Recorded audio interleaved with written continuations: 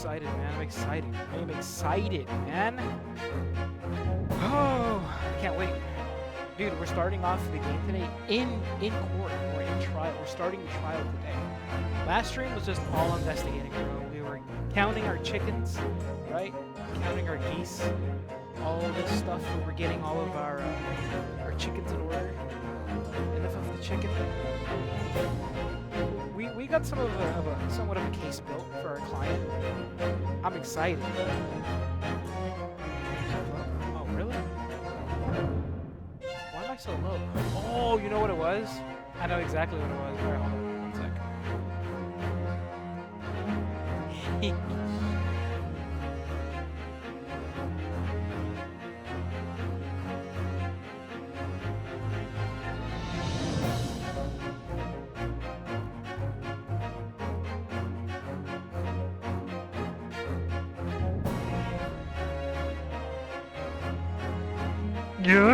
How's that?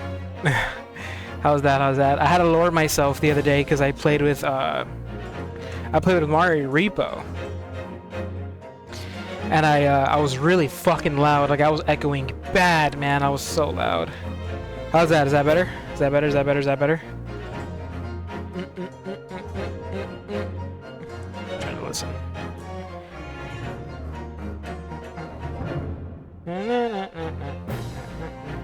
Better? Better. What up, Bear? Yo, MJ. Yo, Squilliams. Hola, Cortez. Hello, brother. Hi, baby. Hey, Seth again. Who else did I? Who? MJ. Seth. Hoogie. Hi, Hoogie. Squilliams. MJ. Brother. Bear. L Streamer. What?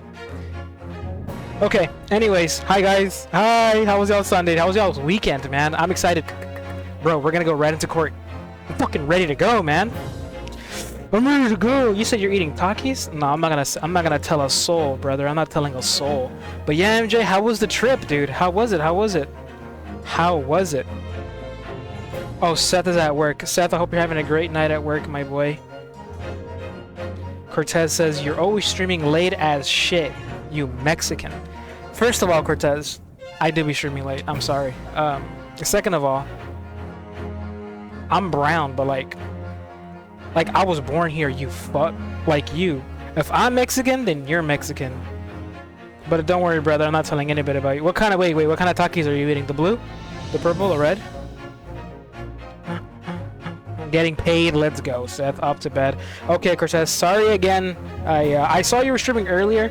I got the noti, Cortez, but I was still busy. I was still working, doing shit. I couldn't, do much, but love you, Cortez. I hope work's been good, dude. I hope work has been, good, man. Remember, this is good. This is a good thing, work. You grinding, earning that bread, man. Remember, you need it. It sucks, but we need money.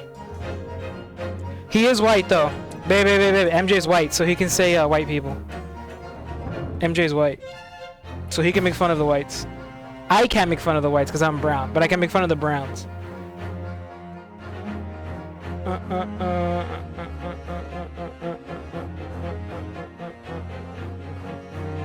Yeah, the music's great, Squilliams. Honestly, I love the fucking music in these games are always incredible.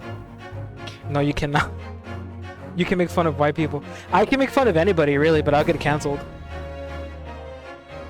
I fucking hate this world, bro. Like, I'm not racist.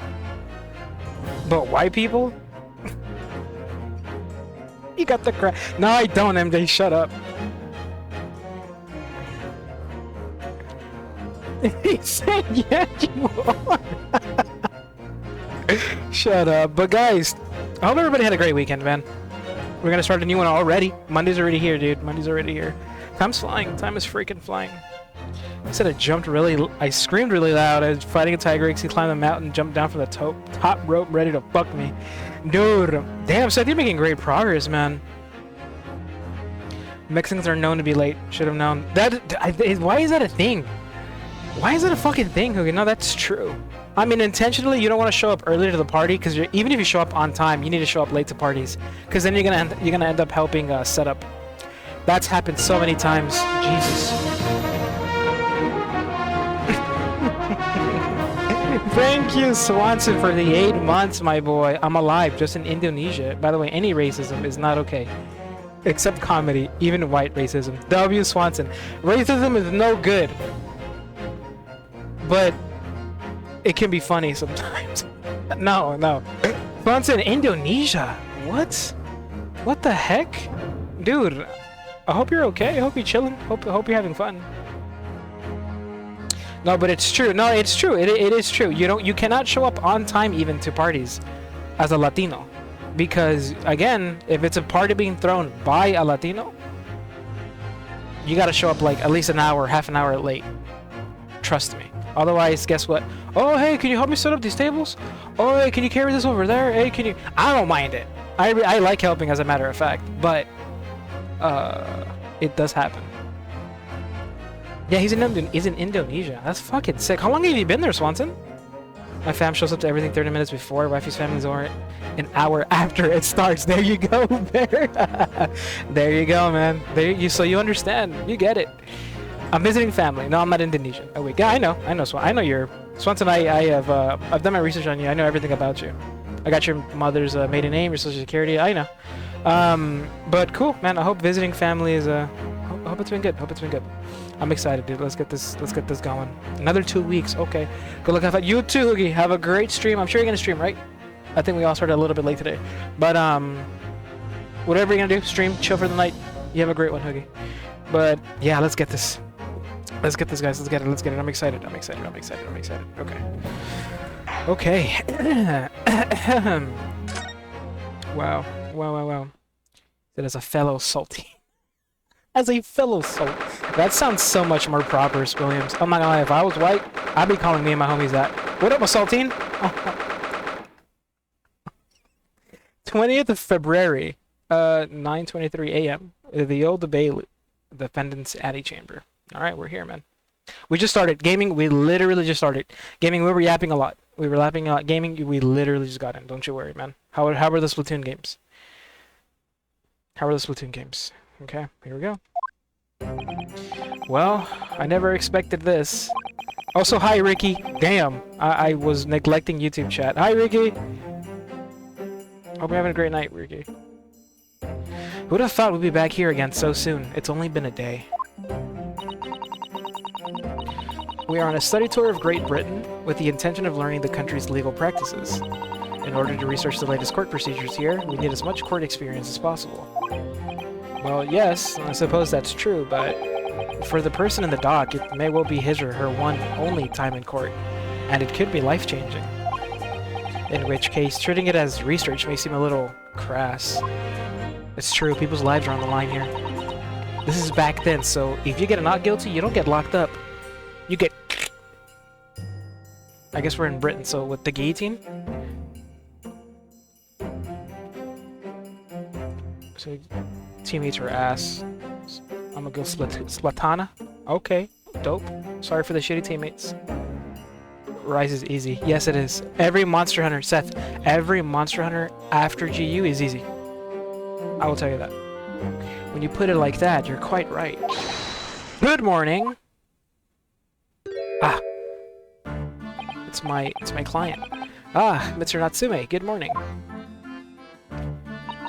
Oh dear, are you alright? Your eyes are terribly bloodshot. The early bird catches the worm, as they say here in Britain. Yes, I've heard that expression.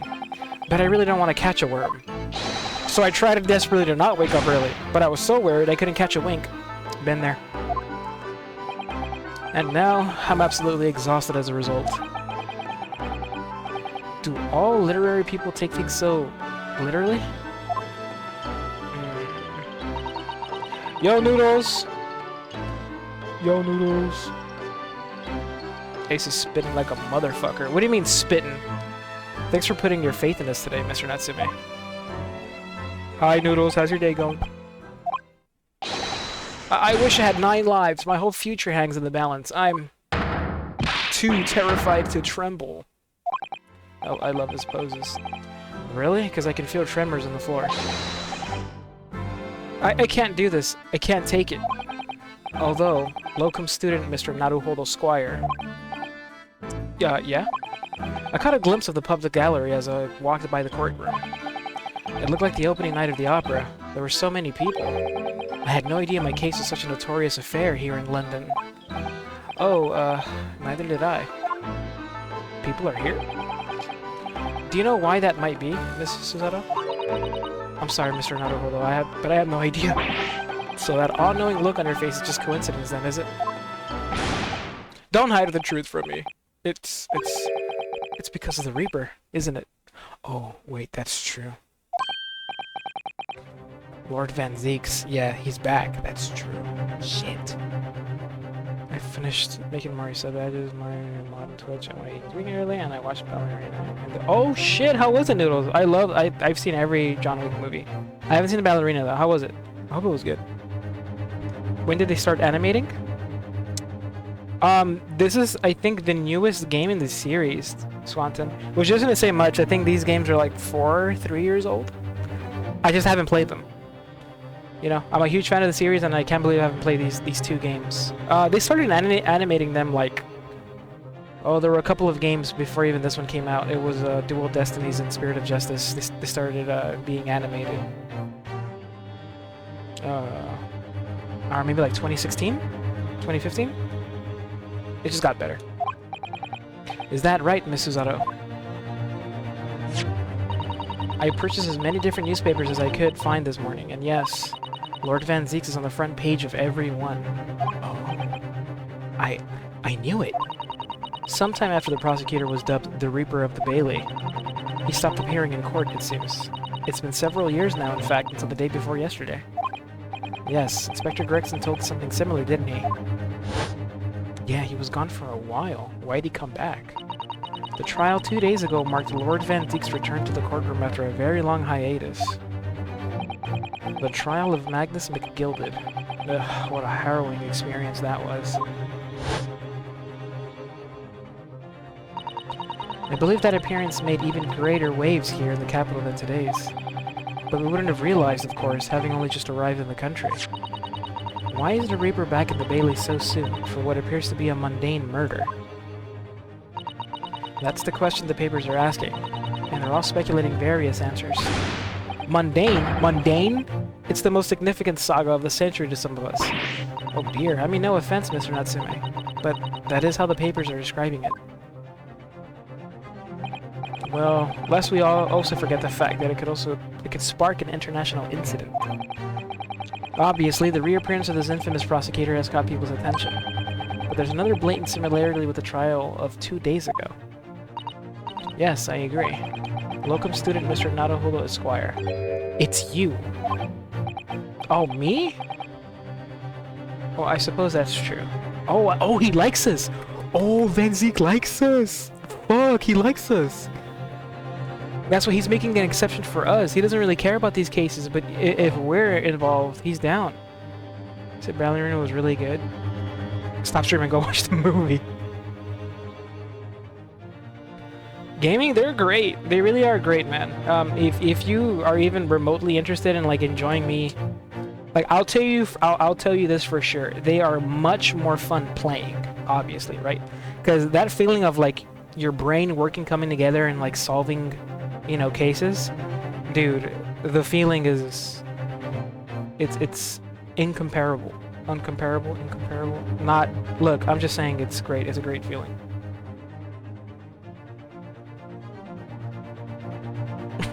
He said I am dying. Jesus. We're going right now, Noodles. Yeah, both times it is you who stands against this legendary prosecutor. It can only mean that you're friends with the Reaper. I hope. Oh god, more, please? Please, I don't rub shoulders with Deathbringers. We rub something else. I'm afraid that there's really only one other explanation. It could only be another example, Mr. Naruhodo, of your uncommon bad luck. Thanks for that. That's true, we have horrible fucking luck. Oh, this is just my luck. Why must I be represented by a man with such frail fortune? By the least lucky lawyer alive. Hey man, I won yesterday. Well, let's not forget that it was you, Mr. Natsume, who asked me to represent you. Yeah, bitch. Yeah, it's true that I'm just a student, new to London, with little in the way of experience or skills. Or luck. But I promise you this. I will fight your corner until the bitter end. And I will believe in you, Mr. Natsume. Oh, okay, now. Benevolent locum student, Mr. Naruhodo Squire. You're not alone here with us, Mr. Natsume. Whatever happens, we will always be on your side. Oh, benevolent non-locum assistant, Ms. Mikotoba Esquire. His eyes are fucking red. I am in your depth forever. I shall never forget this great kindness for as long as I live. Mr. Natsume, counsel for the defense. The court session is about to begin. Kindly make your way into the courtroom at once. Oh, shit. Oh, fuck. Alright then, Mr. Natsume, it's time. Let's go. Yeah, yes! It looks like the dude from Notre Dame. Notre Dame? What you mean, Lou? Also, hi, Lou. I said I'm gonna read something, it's gonna be a book. This ain't no game. It's a game, Bear. It's an interactive... No, it's a game. It's a game, surely. The Reaper loves this? I hope so. That's level 1, Seth. Slugger level 1. My second appearance in a British courtroom. And my second trial against the Reaper. I hope you're watching over me, Kazuma. Oh. Because this time I won't let my faith waver. I'll believe in my client to the last. Just like you believe in me. I believe I can do this now. I'm ready for this fight. Mwah! Mwah! Oh. Shit. Oh fuck, here we go. 10 a.m. sharp on the dot. The Old Bailey courtroom. Oh. Did we have a new jury? I'm sorry, did I see new people in the jury? Can't change my mind. Come on, Bear. You'd love these games. I had a feeling you would love these games, Bear. In the name of Her Majesty the Queen, I hereby declare this court to be in session. I now call upon the counsels for the prosecution and defense to declare their willingness to proceed. The prosecution is fully prepared, my lord. The defense is ready, my lord. Why am I still this nervous? The Nipponese are a truly fascinating breed. Sorry, what? Lord Strongheart has told me all about you. That you were a student who arrived in London but 2 days ago. A mere amateur. Do you have a point? Being a compatriot, you feel compelled to try to help the accused, I suppose. Typical Nipponese arrogance. Yeah, racism is strong here. Forgive me, but I do not believe arrogance is an appropriate description. Susato-san. After all, at our previous encounter, the defendant was found to be innocent.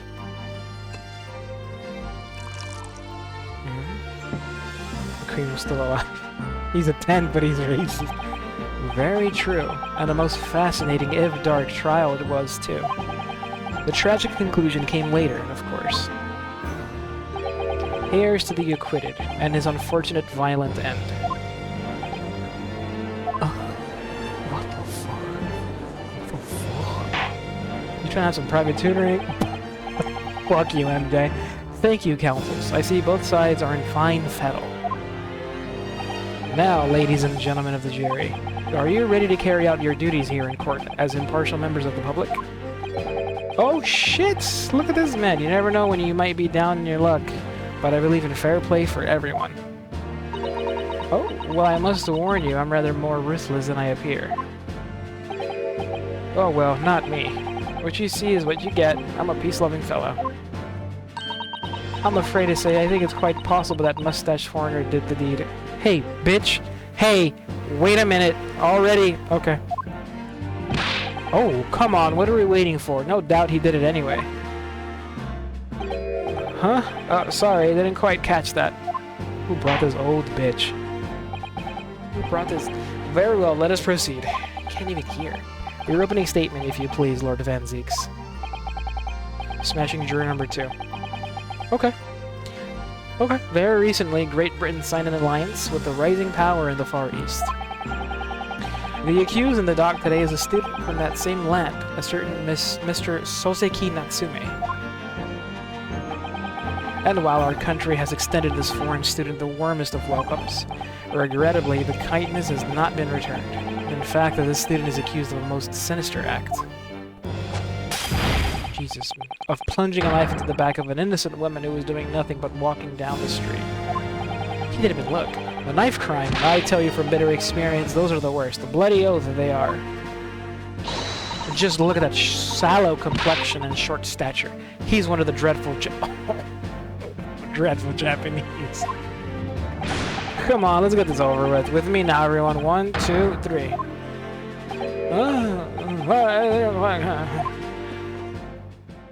Knife kill in Britain? Bro, that's just like a regular afternoon. Pray forgive the discourtesy of smashing my hollowed chalice here in the great chamber. Allow me to call the first witness to the stand.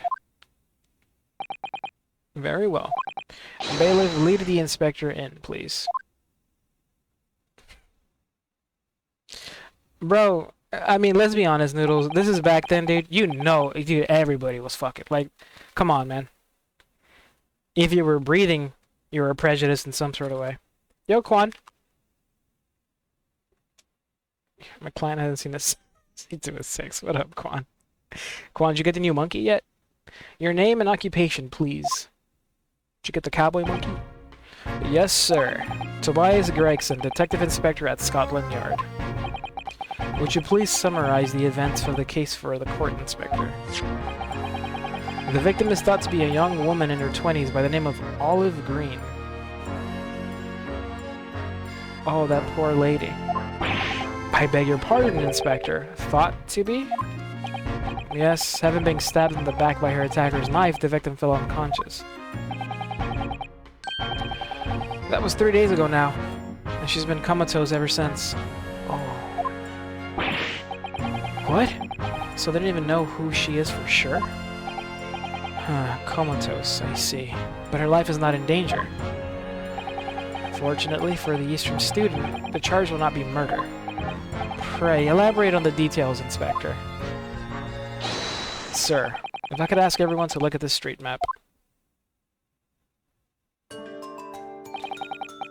As I mentioned, the incident took place 3 days ago, at around 5 in the afternoon. It happened on the pavement running alongside Briar Road, a wide thoroughfare for horse-drawn vehicles. It had not long since stopped snowing as the victim, Mrs. Green, was walking down the street. Out of the blue, she was approached from behind by the accused and stabbed in the back. He did no such thing. He did no such thing. Luckily, the young lady's life was spared, and she's currently being treated in one of the city's hospitals. But being unconscious as she is, we've been unable to take a statement from her, of course. This is the case file with everything we know about the victim so far. Thank you, Inspector. The court will accept the document as evidence, if you please.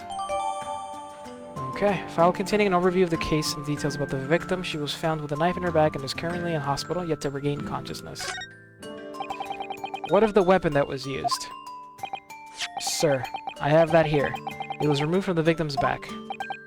Ouch. That big thing is starting to make me scared to walk down the street. That's how big is that pocket knife, bro? With a heavy blade like that, almost anybody would be able to stab the poor woman. Even the scragged-looking Sozeki-san, I suppose. A common or garden jackknife, I would say. Rather nondescript. Thank you, Inspector. The court accepts the blade as evidence. Large but commonplace folding knife. Lodged in the victim's back. Shit. So fuck Almudron. And yeah, Almudron's armor, Palico armor, Palamute armor, it looks cool, but he's kind of annoying to fight, I'm not gonna lie. I don't have my emotes anymore. Oh, I'm sorry, Quan. Yeah, it's okay. I mean, you have access to something. She ain't gonna survive this, like 1400 some shit's gonna get. That's what I was gonna say. Can you even can anybody in a coma even last that long back then? You got a pocket knife just like that? Do you really, Noodles? You can put blisters on that. Rampage or Zeros. Ah, right. Yeah, there's Apexes, or I forget the names, but there's really strong monsters at the end of a Rampage. Yeah, that shit, it sucks, Seth. And honestly, you're gonna have to do it a couple times. Now then, what do we know of the motive? Money or valuables, I presume? From all we can tell by looking at the woman's possessions, it seems like she's a poor student herself. Hard to imagine she would have had anything much worth pinching, my lord. I see. Well, in that case, are we looking at some deep-seated resentment toward the victim? I'm afraid I couldn't say. Apart from visiting second-hand bookshops, the defendant, Mr. Natsume, doesn't appear to get out much. At this moment in time, we haven't been able to establish any sort of connection between him and the victim. Okay. Yes! There we go. If theft and grievance had been ruled out as a motive, what reason could Mr. Natsume possibly have had for stabbing the young woman? Yet you arrested the man in spite of that, in a totally unjustified and heavy-handed way. Objection! Oh, fuck. The whole bottle? What the fuck's your first name, Van Zieks? I know your name's Lord Van... What's your first name? I ain't calling you Van Zieks. Stop wasting good wine, you... handsome, perfect bitch. Pray forgive the discourtesy of flinging a freshly uncorked bottle into the public gallery. And he hit people. But your words have soured its hollowed bouquet. For it is you, my learned friend, who is being heavy-handed here. What? Scotland Yard does not arrest people without good cause. That should be beyond question. Inspector Gregson, the prosecution calls for your formal testimony. Explain to the court precisely why the constabulary came to arrest the Nipponese student. Yes, sir. I'm not gonna lie, Seth, you know who I really liked? And I didn't think I would like because they were like, they looked kind of dumb and they just looked weird. Somnicanth. I don't know why. Somnicanth is just a cool monster. I really grew on me. I didn't expect it either. Mr. Natsume's arrest. As I said, it was 5 o'clock in the afternoon when the incident occurred, and there was an unusually light fog. Visibility was reasonably good, and there was no one else about but the victim and the accused. Out of the blue, the victim was stabbed from behind and subsequently collapsed on the pavement. The accused ran off, scattering his belongings all over the floor. Those being a number of old books he'd just bought. He was on his way home from a bookshop, it seems. It was just a matter of working out who the books belonged to, and we found the bloke to arrest him. Gossarang is another good one. Gossarang is really fucking cool. Oh, the books, you say? Yes, my lord. I have a photograph here of the scene of the crime, taken immediately after the incident. Gossarang is sick. Ah, yes, I can clearly see the books to which you are referring. That poor lady, holy shit! I will take that photographic print as evidence, please, Inspector. Photograph of the scene taken by the policeman just after the incident occurred. A large knife can be seen thrust into the victim's back. Your Oh, wow. Look at that fucking sentence. You Nipponese are a spineless breed, too cowardly to admit defeat. I will spit on it, Van Zieks, denying everything despite overwhelming evidence to the contrary. Well, forgive me, Lord Van Zieks, but the defendant is not denying everything, as you put it. What are you doing, Miss Suzato? What are you doing? Do go on. Mr. Natsume had admitted to playing some part in the incident. Isn't that right, Mr. Naruhodo? Well, now you mention it. When we visited him in prison yesterday, he did tell us what had all happened. He was there. As I was walking along that accursed pavement, I make out the sole silhouette of another ahead of me. A woman, wearing a green overcoat she was, and just as I went to overtake her, she suddenly let out a little scream and collapsed onto the cold, hard slabs of stone at my feet.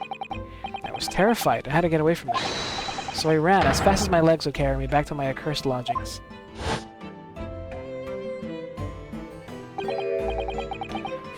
A green overcoat? Well, that's exactly what the woman in that print is wearing. Oh my, a photographic print in full color.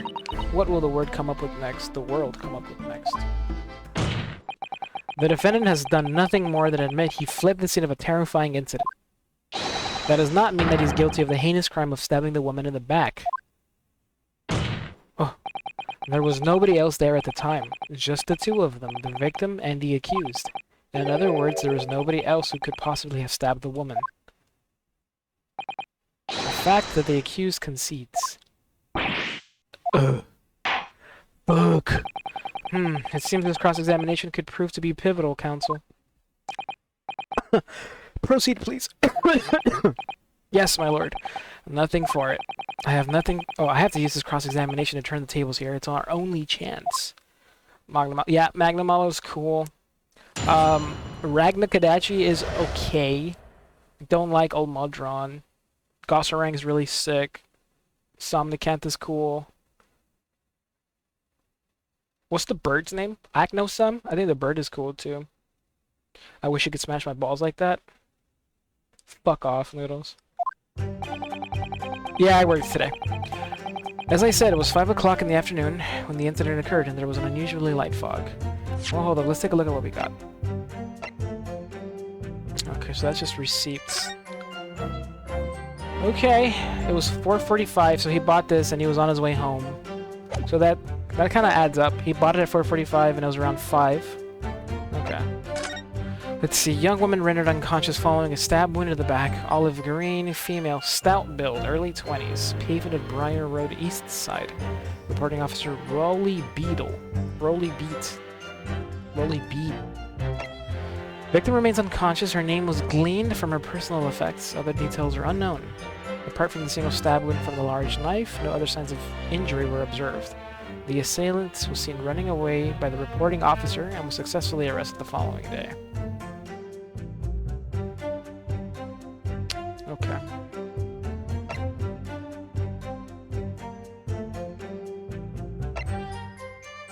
Okay. Let's examine this baby. Can we open it up? Good night, Bear. Love you, Bear. Sleep well, my dude. How was work? It was cool. It was quick. Also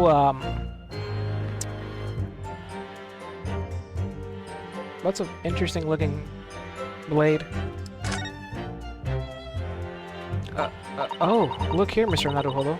Just at the tip. A small piece of the blade appears to be missing.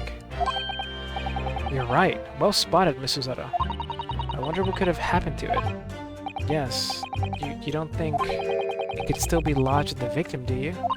Oh dear. I do hope not. It sounds terribly painful. Okay, that's interesting. So the blade is or the tip of the blade is missing. Okay. Yeah, that shit. Damn it, that shit is plunged in there deep. They stabbed they stabbed the shit out of this poor lady. Got a couple of books here. Nothing really seems out of place. It's pretty straightforward. 3 books. Book bag. Well, I'd assume this wasn't her books. I think this was our guy's books. He said he dropped his books and left. 3 books? How many books did you buy? He did buy 3 books. Okay. Wow. Damn, so yeah, the evidence all matches up. The east side, yeah. Okay, let's just press, man. Nothing's really... 5 o'clock. Visibility was reasonably good, and there was no one else about but the victim and the accused. Out of the blue, the victim was stabbed from behind. Yeah, let's just start pressing. Hold it! How was she stabbed? No tip. I don't know. I mean, who's to say the tip wasn't there beforehand? Maybe the tip was there, she got stabbed, and then the tip got lost somewhere. We don't know yet. We don't know what that means. A light fog, you say? Well, light for London. You can see the opposite side of the street for once. Not much further, though. That's light, is it? Around these parts? Yes. Not something I'd expect a Japanese fellow like yourself to know, of course. I've read that London is famous for its fog. But in my country, people usually imagine that gives up a city rather beautiful appearance. How quaint. Yes, well, it's not something us Londoners tend to romanticize, as I expect you can appreciate. I see. At this time of year, the fog causes a large number of accidents, especially when it's heavy. Sometimes you can't even see your own hand at the end of your arm. Indeed, the other day, I was very nearly trampled by horses before I could see the carriage they were pulling. Ugh, Susato-san and I should definitely remember to stop, look, and listen. However, on the day that concerns us, the fog was somewhat lighter than usual. A fact no doubt lamented by the accused. Stop talking shit about my client. Van. Visibility was reasonably good and there was no one else. Hold it! How the fuck do you know there wasn't anybody else? How are you able to state that with any certainty? Quite simply, my learned friend, because that is what the witness to this crime has told us. Ah yes, Inspector Gressick mentioned the witnesses yesterday, didn't he? That's right. One of them is a policeman, I believe, from Scotland Yard. That is correct, ma'am. Then we must hear their testimony. The prosecution will, of course, call them to the stand, should it be necessary. But wait a minute. At 5 o'clock in the afternoon in the middle of winter, it would have been dark already. No matter how light the fog might have been, no one could have seen. I'm unaware of the situation on your tiny island in the east. But here in the capital city of Great Britain, all main roads are illuminated at night by gas streetlights. Ah. The prosecution believes there would have been ample light by which to witness the crime. Quite. Here in London, for the first time in history, mankind has completely conquered the darkness. Which means we really need to hear those witnesses' statements. If I could just get through the fog of this cross-examination, maybe we'll be able to. It seems the counsel for the defense is taking stock. Continue with your testimony, Inspector. Yo, hero. Yo, yo, yo. I got a theory. Our guy is innocent, and the one who killed her was his girl because she was jealous thinking her guy was cheating. The people you're thinking about, Seth, are... that's a different couple. Oh, wait, you think the wife killed... Oh, okay. I see. Because our, yeah, because you're thinking... Oh, okay, I see what you're talking about. Maybe. But she's a jury. She's a juror. Did you not see her? She's up there, which is fucking weird. Out of the blue, the victim was stabbed from behind and subsequently collapsed on the pavement. Hold it! From behind, you say? That's right, as you can see from this print. Yeah, but that's the thing about... I mean, I don't know about back then, but that's the thing. You can't be a jury if you have some sort of bias or, like, relation to the case, right? I think she's, like, a witness or something. I don't know. I could be wrong. Yes, quite so, Inspector. The handle of the weapon is clearly protruding from the victim's back. And you say this poor woman, Miss Green, remains in a critical condition? Comatose, no less? I'm afraid so, my lord. Yes, she's been treated at Bart's. I was hopeful that she'd come around before the trial started so I could take a statement, but it wasn't to be. Yes, that is indeed a pity. It would have been most illuminating to hear the victim's own account of events. Luck is on your client's side, it seems. On the contrary, my client has been exceedingly unlucky. Your force of tone is seriously undermined by those disturbingly wide eyes, I'm afraid. I'm scared. The accused ran off, scattering his belongings all over the floor. Hold it! We did see the books. Mr. Natsume's belongings. I think you'll find it's all there in the photographic print of the crime scene. Yep. Yes, the 3 books on the floor. That's right, my lord. Second-hand books they were. Irreparably damaged after falling in the snow, of course. The accused could easily have carried all 3 books in one hand, which means his other hand would have been free to wield a knife, for example. Oh shit, he thought this through. He's very clever, isn't he? What do you mean? He's made it extremely hard for you to assert that Mr. Natsume had his hands full with the books. He's managed to close the one avenue of escape we might have had before we even knew it was there. You mean to say that the defendant was holding his belongings as he thrust the knife into the woman's back? That must be what happened, my lord, yes. Those being a number of old books he just bought, he was on his way home from a bookshop, it seems. It was just a matter of working out who the books belonged to, and we found the bloke to arrest him. Hold it! You asked for the help of the famous detective Herlock Sholmes to locate the defendant, I believe. Are they the same books? You're right, I should investigate them. Stuff and nonsense. Sorry. That jack in office, that busybody, just comes and sticks his oar in whether we ask him or not. But according to what I have here, Mr. Sholmes was shown to the scene by Scotland Yard detectives. Well, that was nothing to do with me. The lads at the scene must have done it without my permission. Ah, I tell him time and again, whenever something happens, send word to headquarters, and then follow your bloomin' instructions. I see. If that meddler gets his hands on any details, we'll all be reading in Rand's magazine next month. And you can bet your last fart that I'll be in there too, stripped of all my hard work on the case. Yes, Mr. Sholmes. No, Mr. Sholmes. Aren't you clever, Mr. Sholmes? That's all the thanks I'll be getting. Inspector, if the man is proving detrimental to the Yard's activities, perhaps I should step in and deal with him? Do not kill Herlock, please. Oh shit. What the It appears Inspector Gregson is lost for words. Yes, the Reaper's words carry a lot of weight, obviously. Anyway, the point is this. That little Japanese bloke's already admitted it. He admitted that those books all over the pavement at the scene were the ones he bought that day.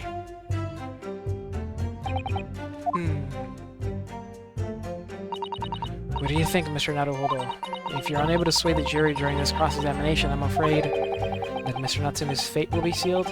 Yes, they're sure to find him guilty. So one way or another, I have to expose an undeniable inconsistency in the inspector's testimony. Okay, you know what? Let's go ahead. Can I? Oh, I can't actually, like... I just used a magnifying glass. I can't really look at the books. And he did get 3 books, man. There's one statement we didn't press him on. Let's see what happens. Sometimes you gotta press him on everything. Hold it! Yo, Melon. That's what I... Honestly, I was like, you're farting. Just got Dr. Fetus. I'm gonna fucking... It comes on screen. Sholmes, is Daddy home? No, not yet. Fucking Clubopus again, bro? The defendant apparently visits the second-hand bookshop on a daily basis. Yes, so I understand. A shop full of old English literature. By the way, hi, Melon. Hope your night's going well. Hope your day was good. I commend the accused on the lofty subject matter of his scholarly attention. The bloke's room was stacked floor to ceiling with those musty old books. Can you tell us more about the bookshop in question, please, Inspector? Well, if I must... The closest second-hand bookshop to the accused lodgings is this place here, Bourbon Books. Located place in the corner of Briar Road and Meerschaum Street. Meerschaum. As it happens, the accused is currently living in lodgings on the other side of Briar Road, at the opposite end.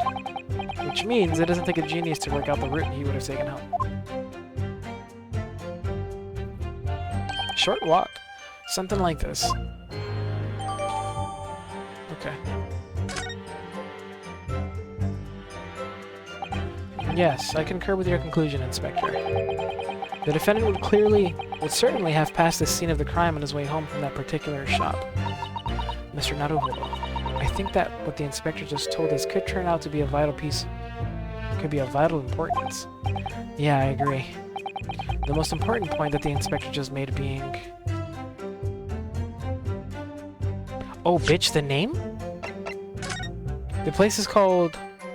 Your Books. Bourbon Books. Oh, fuck. Hey, that's wrong. Inspector Gregson, may I ask you a favor? What? Would you kindly add the name of the bookshop to your formal testimony, please? I believe it may be of vital importance. Maybe? Oh, well, you know. I mean, yes, it could be a very important clue. Very well. Not that I can see it being of any great significance. But please revise your testimony accordingly, Inspector. Yes, sir, my lord. Whatever you say. Could the man be any more sardonic? I guess he was sarcastic. He was on his way home from Bourbon Books. Okay. That's the fucking issue, man. He didn't go to Bourbon Books. Bro went to your books. Where the hell is that? Objection! If I could just stop you there, Inspector Gregson. What is it, Sunshine? I'm a busy man, you know. This is a receipt that we found in Mr. Natsume's room. It was issued on the day of the incident, and details the purchase of 3 second-hand books. And you found that in the accused's room, did you? Yes, but the point is not where the receipt was found, but the name of the shop printed on it. Go on. This receipt was issued from a bookshop called Your Books. Your Books. Y-O-R-E, I presume. Yes, my lord. So, Mr. Natsume did indeed purchase a number of books at a second-hand bookshop that day. However, the bookshop in question was not Bourbon Books. So where the fuck was it? Inspector, do you know of this other bookshop? Yes, sir. Your Books is another second-hand bookshop, not far from Bourbon Books. It's just that, well, it's such a small place, I didn't think the accused would have known about it. Objection! But in fact, that is the bookshop which the defendant visited on the day in question. And this receipt proves it. Objection!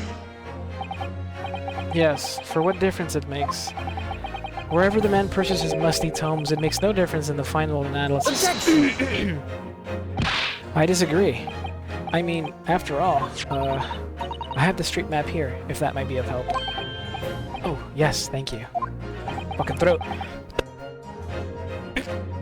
Have a look at this, please. Just call him innocent already. We're getting there. We're gonna get their noodles, trust me. If the defendant had been running or returning from Bourbon Books, then yes, he would almost certainly have passed the place where Ms. Green was attacked. However, if we take into account the fact that he was actually at another bookshop, Your Books, it may very well turn out that he wouldn't have passed that location at all. Ryunosuke, we admitted it though. We fucking admitted that. Could that be true? My, oh my, it rather depends on where this other bookshop is, but I do declare it may be a possibility. Is that right, Mr. Lawyer, sir? What you just said? Absolutely. It absolutely could be right. This is weak. This is a weak argument, Ryunosuke. Inspector Gregson, where is Your Books establishment? Well, obviously we looked into that. Getting that good, that's true. It turns out that Your Books is just here on the next corner of Meerschaum Street, going east. Okay. And there you have it, as you can clearly see now. Oh, that's what I was gonna say, Ryunosuke. There's a typewriter lady. She's gone. There's another lady up there, though. You seen her? My learned Nipponese friend is obviously in training to be a clown, the way he regales us with such witticisms. To your future career in the circus. Ain't no way this fucker just called me a clown. Here, you put that glass down now, or I'll put it down for you. Oh, I'm sorry, Cesaro gonna throw hands? I didn't think I needed to spell it out, but here we go. If the accused was coming home from Your Books instead of Bourbon Books, there's no doubt he still would have passed the place where the victim was stabbed. Yes, thank you, Inspector. Ugh. I'm also fucking... Allow me to reiterate from I learned, if somewhat slow. Wow, Nipponese friend. I hope you cut yourself. I really did. I hope you got some in there. Wherever the man purchases musty tomes, it makes no difference in the final analysis. Final analysis. He fucked me already. Damn it, bro. Yeah, it looks bad. It looks bad. Let's not as I suspected, you can't fool me, and I don't suggest you try. What did I say, eh? I've had enough of this now. Beg your pardon. Terribly sorry, but would you mind repeating that? Mr. Naruhodo, we mustn't give up. What do you mean? If the prosecution's assertion is correct, the members of the jury may very well decide that Mr. Natsume is guilty. She's absolutely right. We must think. We must consider the assertions just put forward by the prosecution very, very carefully. He called me slow. He called me a clown. They claim Soseki-san must have passed the location of the incident on his way home from your books, but... if I leave it, we're fucked. The assertion just made by the prosecution is fundamentally flawed. Explain yourself, counsel. Yes, my lord. You can see what I mean on this map. When returning from your books to his lodgings, Mr. Natsume could have followed the route suggested by the prosecution. However, that isn't the only conceivable route to take between the two places. If the defendant used these streets, look what happens. He arrives back at his lodgings without passing the location where the victim was attacked. Objection!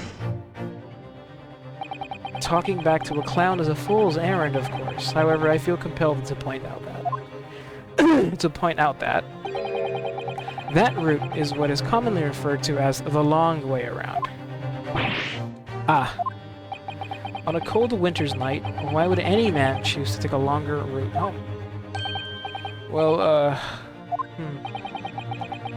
the answer is extremely simple. He wouldn't. In other words, the accused took the obvious route back to his lodgings and is the obvious perpetrator of this crime. Objection! But, yes, I've got it. Obviously, we must ask the man himself. Ask Mr. Natsume which route he took home. I have already informed the court of the accused's response to such questioning. He claims he has no recollection. Oh, that's right. As I said, the bloke seems to spend his time outside wandering aimlessly from A to B. That day was no exception. He says he doesn't remember where he was or which route he took home. God damn it, Natsume. I don't believe this! I don't believe it! I'm fucked! He's irresistible. Racist. 10 out of 10, but racist. I thank you, my learned friend, and suggest that we do not waste any more of the court's time by wandering aimlessly around this subject. Pray, what say you, insightful jurors? Because he likes the cold. Yeah, maybe. I think it's a little too cold, though, Noodles. But even if that is the case, the defense still... Huh? Who the fuck said hold it? I agree with Lord Van Zeeks. Wholeheartedly, and in every way. What? I don't believe it. Does this mean... We members of the jury are completely convinced now. Very well. In that case, I hereby call upon all members of the jury to present your findings to the court. Guilty! The fuck? Guilty! Guilty! Guilty! Guilty! Guilty! Did y'all really have to say that? Well, I'm fucking dead already, bro. I'm already dead. Did they really have to fucking voice that? That made it hurt extra. Man, I can't fucking speak. Jesus. I'm cooked. It would appear the jury's leaning is unanimous.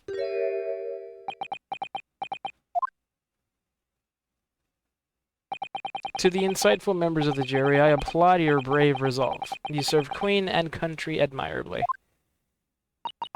Mr. Naruhodo, I gotta do the thing again. I gotta do the jury, yeah. The jury summation.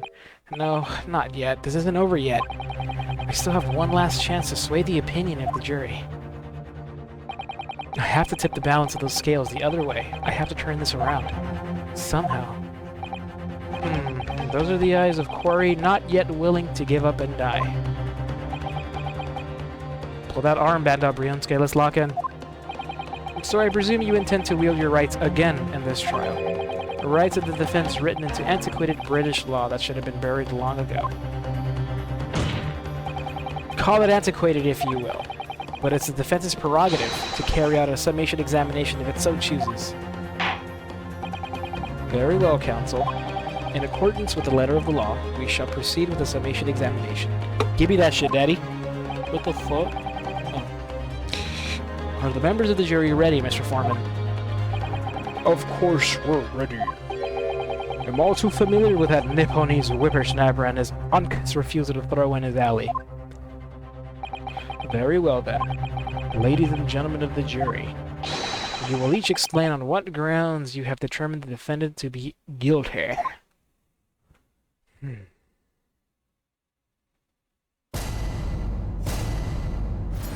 said, God, I hope. You guys are fucking sick. I would love to be those doodles. The jurors' contentions. For pity's sake, that little Nipponese oddity already admitted it himself, didn't he? If he said that a woman in green collapsed before his eyes, why it could only have been the victim. The man wouldn't have gone around the houses on his way back from the bookshop, not in winter. So the poor woman was attacked from behind, was she? How dreadful. I really don't care. Can we just wrap this up now? I've got work to be doing. Your books, yes. Nice shot, that. But bourbon books? No, not worth a visit. Oh. That fuck. With only minor exceptions, the reasons for finding the defendant guilty are all too clear. When the stabbing occurred, the only two people at the scene were the victim and the accused. And the accused himself has admitted to seeing the victim in her green overcoat sink to the ground before his eyes. Furthermore, we have heard from the inspector that the defendant then fled the scene. I must say, I would have ample grounds to convict this man already. Oh dear, even the judge appears convinced of Mr. Natsumi's guilt now. Why did he have to run away like that? And how are we supposed to believe in some phantom attacker that nobody could see? This is impossible. How can I possibly make a case for this defense? Mr. Naruhodo, this is no time for grumbling. If you want to force the trial to continue... Yes, I know. I have to turn the tide. I must make the jurors change their minds. Well, 4 of them at least. Exactly. We have no choice but to forge forward. You have the floor, counsel. Begin your summation examination. Yes, my lord. Whew! I just need to keep this trial going somehow. Whatever it takes. Come on, Ryunosuke. You can do it. Whew! Whew! Whew! The defense's rebuttal. Oh, shit! Okay. Alright. I love how this team got a Japanese team to show that it's still playing Phoenix Junior's head. I forgot his name. Junior's head. Phoenix Red Junior. No, dude. Like, even in the, they have... There's like, little melodies in, like, the main theme when we object. It's from Phoenix Wright's, like, main objection theme. Whenever we do another chill night, I'll show you. But I can hear the little nods to, like, Phoenix Wright's themes and stuff. It's really cool. You said, isn't you the one who accused of stabbing the hat maker? He was accused, yeah, but remember that was all... Yeah, that was all thrown out. Your favorite DBZ movie villain? Broly. I would have said Janemba, but eh. Cooler is cool. Just Broly. Both of the baby daddies took Jenny and her brother away from Georgia. Both the baby? Oh, both of the baby. Damn. That's true, because they're not even related. Damn. Kakarot! There he is. There's my man right there. Look at him. Yeah, Broly. Holy shit. There he is. Yeah. Did I forget we have this though? Yeah. Okay. For pity's sake, the little Nipponese oddity already admitted it himself, didn't he? We can press and then pitch. Hold it! We gotta press. Excuse me, but aren't you... Yes, that's right. I was in the witness stand myself just 2 days ago.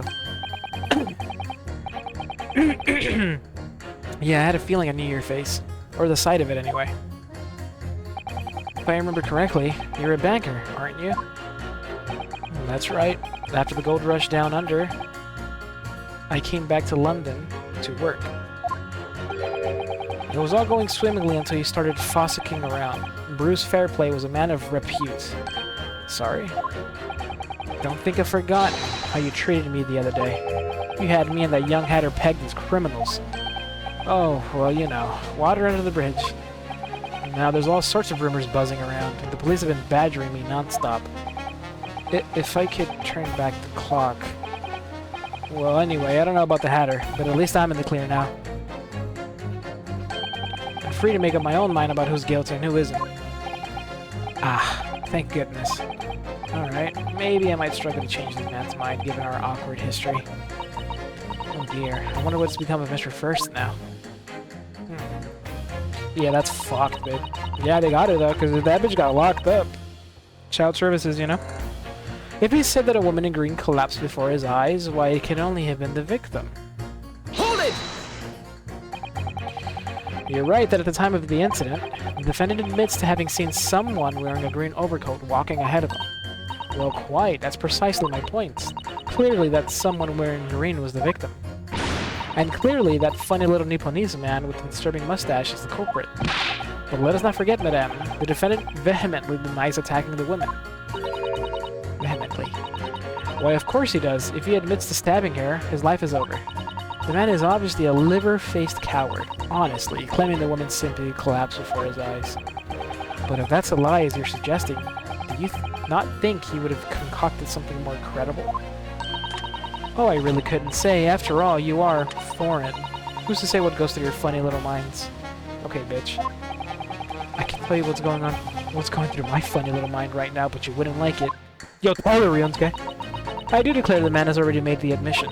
He himself has stated that there was nobody else around. Surely the conclusion is obvious. No one else could have possibly committed this awful crime. If no one else could have done it, the accused must be the man. Really, it couldn't be more simple. Your argument is compelling in its simplicity, I must admit. Oh my, you are too kind, my lord. That went well, for her. He's Australian. Oh, he's Australian! Oh, down under. Oh, that's what he meant. Ah. Would you rather fight a Tigrex, but you have the strength of your actual hunter, or Endigir, or fight a Gormagala? Tigrex. Fuck Gore, bro. I was calling him Liverface the fuck because, you know, yo, yeah,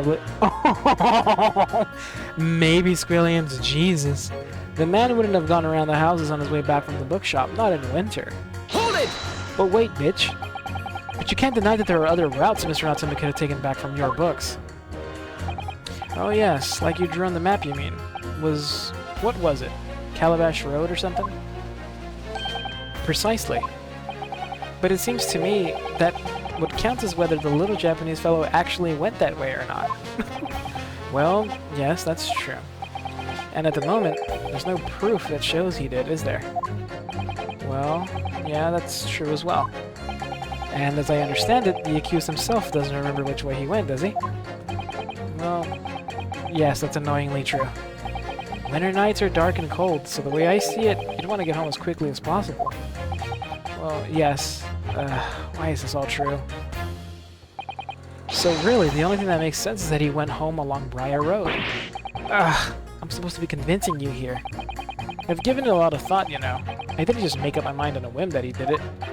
I mean, if there was some logical reason why he might have gone the Calabash Road way, it'd be different. I'd be happy to reconsider my position in that case. Honest, I would. I like this guy. The reason why Soseki-san might have taken the longer way home. Yes, a good reason. I don't imagine he'll be able to sway this young man's opinion without one. I like him, he's reasonable. So the poor woman was attacked from behind, was she? How dreadful. You read what I said about Watch on her? No, gaming, what'd you say? What did you say?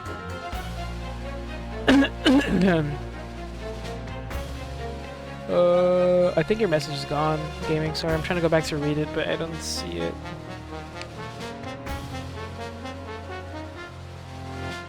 Yeah, I don't see it. What happened? Let's press. Hold it! Whatever is the matter, young man? You're the wife of Mr. Garrett, aren't you? The landlord who rents Mr. Natsume his room.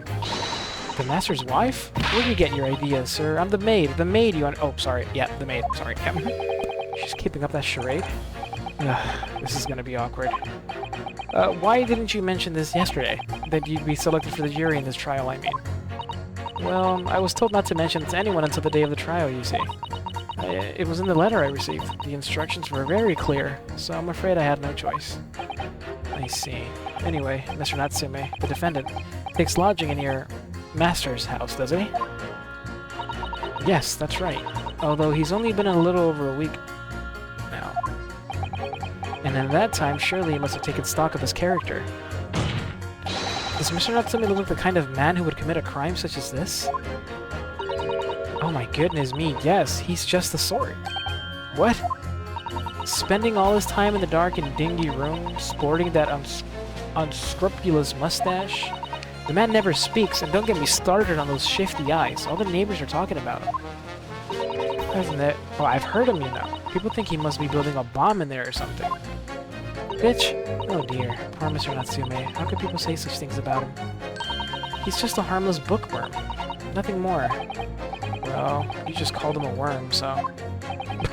Anyway, I'd better be careful about inviting this maid to speak. She said enough damning things already. They're adding 2 monsters? 2 monsters? What the fuck? What do you mean? I thought it was just 1, gaming. Dude, there's a... I'm gonna stream Thursday afternoon and Thursday night. There's like a Capcom Spotlight. They're gonna talk about the 2nd title update. They're gonna talk about Street Fighter, probably Resident Evil. It's gonna be sick. I banish you to fight Oja and Tigrex with bone armor and weapons. Easy, Seth. You don't know who I am, man. I got that fucker's entire move pattern memorized. Yeah, banish his ass to the Shadow Realms, Williams. I'm not gonna lie. Hold it! Fuck you mean you gotta go to work?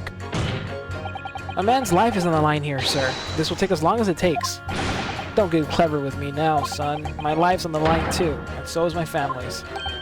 The likes of you wouldn't understand, but a laborer like me can't afford to take time off. If I don't work, I don't eat, and neither do the wife and kids. Oh, I see. That must be very hard. I go to the union every morning to find out what needs doing. If you're late and the work's taken, it's tough. This time of year, there's water and gas supply pipes bursting left, right, and center. They're after cheap labor to get the roads dug up to fix it. It's a hard slog from dusk till dawn. Dawn till dusk it is. So, you were out digging up the roads on the day of the incident as well, were you? That's right. In fact, if I remember rightly, it was just around the corner from where it all happened. By that old bookshop it was. There we fucking go. There we go. That's right. Mersham Street it was. Mersham. On the map, Mr. Naruhodo, there are only 3 named streets. Wait a minute. Juror number 5, I need you to add that information to your formal statement, please. What's the point of that? Can't we just get this business over with now? Please, sir. It's important. Fine, I'll do it then. The road was closed. They were working on it. On the day it happened, I was digging up Mersham Street from dawn till dusk.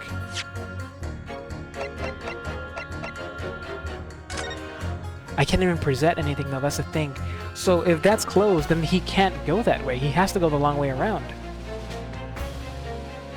Mersham Street was being worked on. It was dug up. I don't think they would have let people walk through.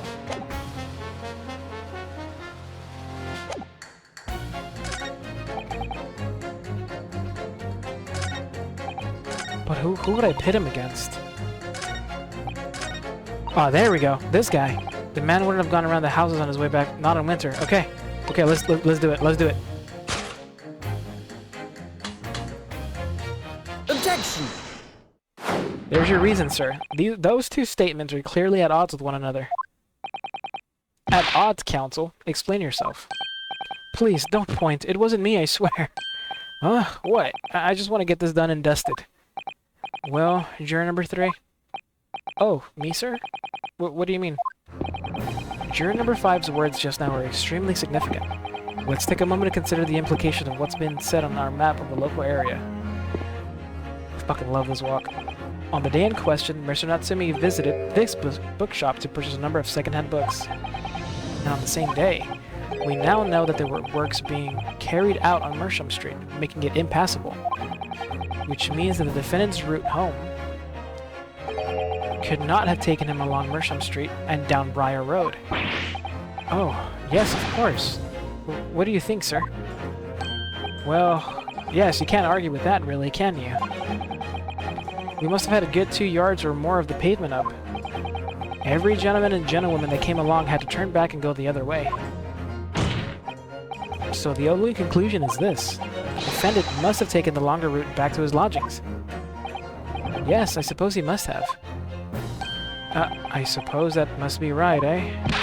Juror number 3, you said the following. The man wouldn't have gone around the houses on his way back from the bookshop. But we see now that he had no choice. Yes. Woo. You got Terra, let's go, MJ. I don't know what the fuck that is, but you got it. It's big brain ace. I wouldn't even thought about how the road was closed.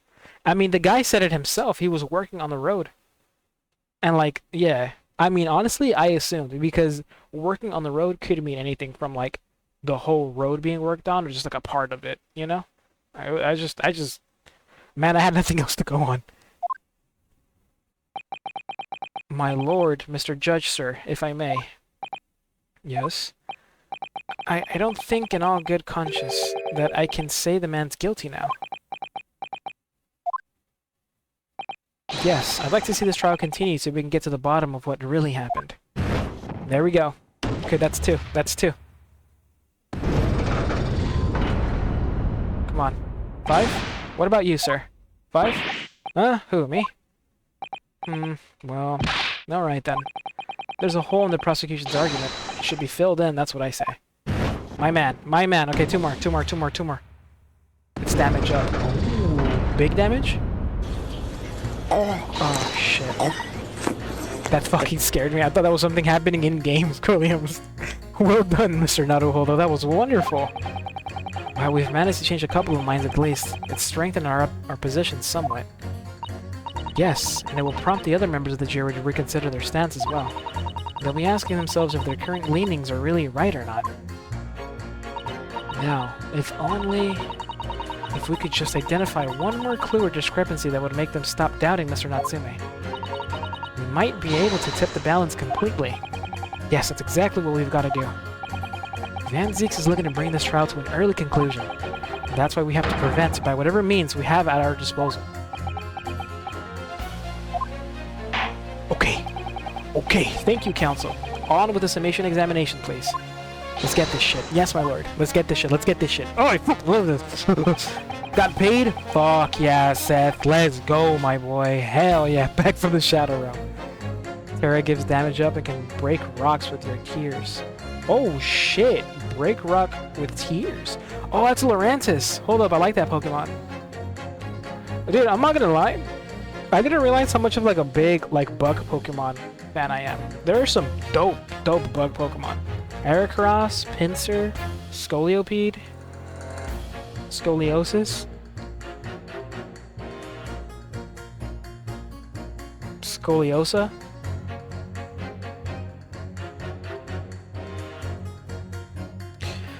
Okay, let's press the old man. I think that's the last guy we have. I'm sorry, sir. Hold it! Apologies, I do gotta press your deaf ass. Sorry, and fold it. I'm sorry that. Fold it, you say? Fold what? No. What they said was, hold it. What I wanted to ask was, do you visit your books often? I like the old books they have in there, yes. I enjoy reading them over a nice cup of old tea. That's my daily routine, you see. Same thing every day, including the day you're all talking about. And at what time did you visit your books on the day in question? Well, I was picking out books in there all afternoon, and it would have been just before 5 that I left. That's my daily routine, you see. Same thing every day, including the day you're all talking about. Santa Claus looking at just before 5, you say? Exactly when the victim was attacked. Are you sure about the time? Oh, yes, no mistake there. I remember it well. I'm not about to forget that day in a hurry. Not after the dreadful time I had. What do you mean? No fucking way you caught another shiny! What the fuck, Squilliams? Bruh. Hey, I'm gonna need to see that. I actually don't know what a shiny Lurantis looks like. What the fuck? You get 2, bro? There's 3 shinies in chat and you have 2 of them? Holy shit, that is sick, man. Hey, throw up the emotes for the shiny hype. That is sick. Bro, we got a shiny hunt again. Well, I was walking down Calabash Road when I slipped on the ice and dunked my head. It's always the worst after the snow stopped falling. That's when it's most slippery. Wait, the roads were icy? Knocked myself clean out, I did. I really thought my number was up. Wait a minute, let me get this straight. This happened on Calabash Road? That's right, I live in Cornpipe, you see. Heading down Calabash Road is the quickest way for me to get back from your books. Juror number 6, I must insist that you add that information to your formal statement. It may very well be extremely significant. Sorry, extremely sick? No, I'm quite alright now. Oh my fucking... You're right, he's green! He's fucking green and he's rather round! He didn't see! He didn't see the victim, he saw him! Holy... I didn't even realize he's wearing green, MJ! Oh! You've changed 2 of the jurors' minds, Mr. Naruhodo. Yes, just 2 more to go. Deliver the finishing blow now. It's time to turn the tables here. Blow him! I wish I knew how to do a Sazada takedown. I suppose the words will have to suffice for now. Oh! I gotta pit you, sir. But against who? It could only have... If he said the woman in green collapsed before his eyes, it could only have been the victim. Bitch. Objection! Those 2 statements clearly show a flaw in the juror's reasoning. A flaw? What are you talking about, counsel? Well, juror number 2, juror number 6. Whatever do you mean, sir? I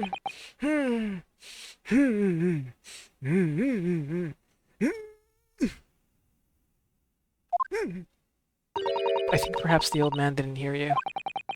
Unbelievable. Not like I was loud or anything. There's at least one fact of which we can be sure here. The bookshop receipt found in the defendant's room clearly indicates that on the day of the attack, he had been to your books and purchased a number of secondhand titles. He then returned home on foot. The man says he has no recollection of his return journey. That's correct. But what he does remember is seeing someone appear in front of him on the way. Someone in a green overcoat who suddenly collapsed on the pavement before his eyes. Yes, we are well aware of all this. The poor young woman who was stabbed, obviously. Objection! Can we really be sure of that, madam? Whatever do you mean? I'm sure you heard juror number 6's account of what just happened to him that day.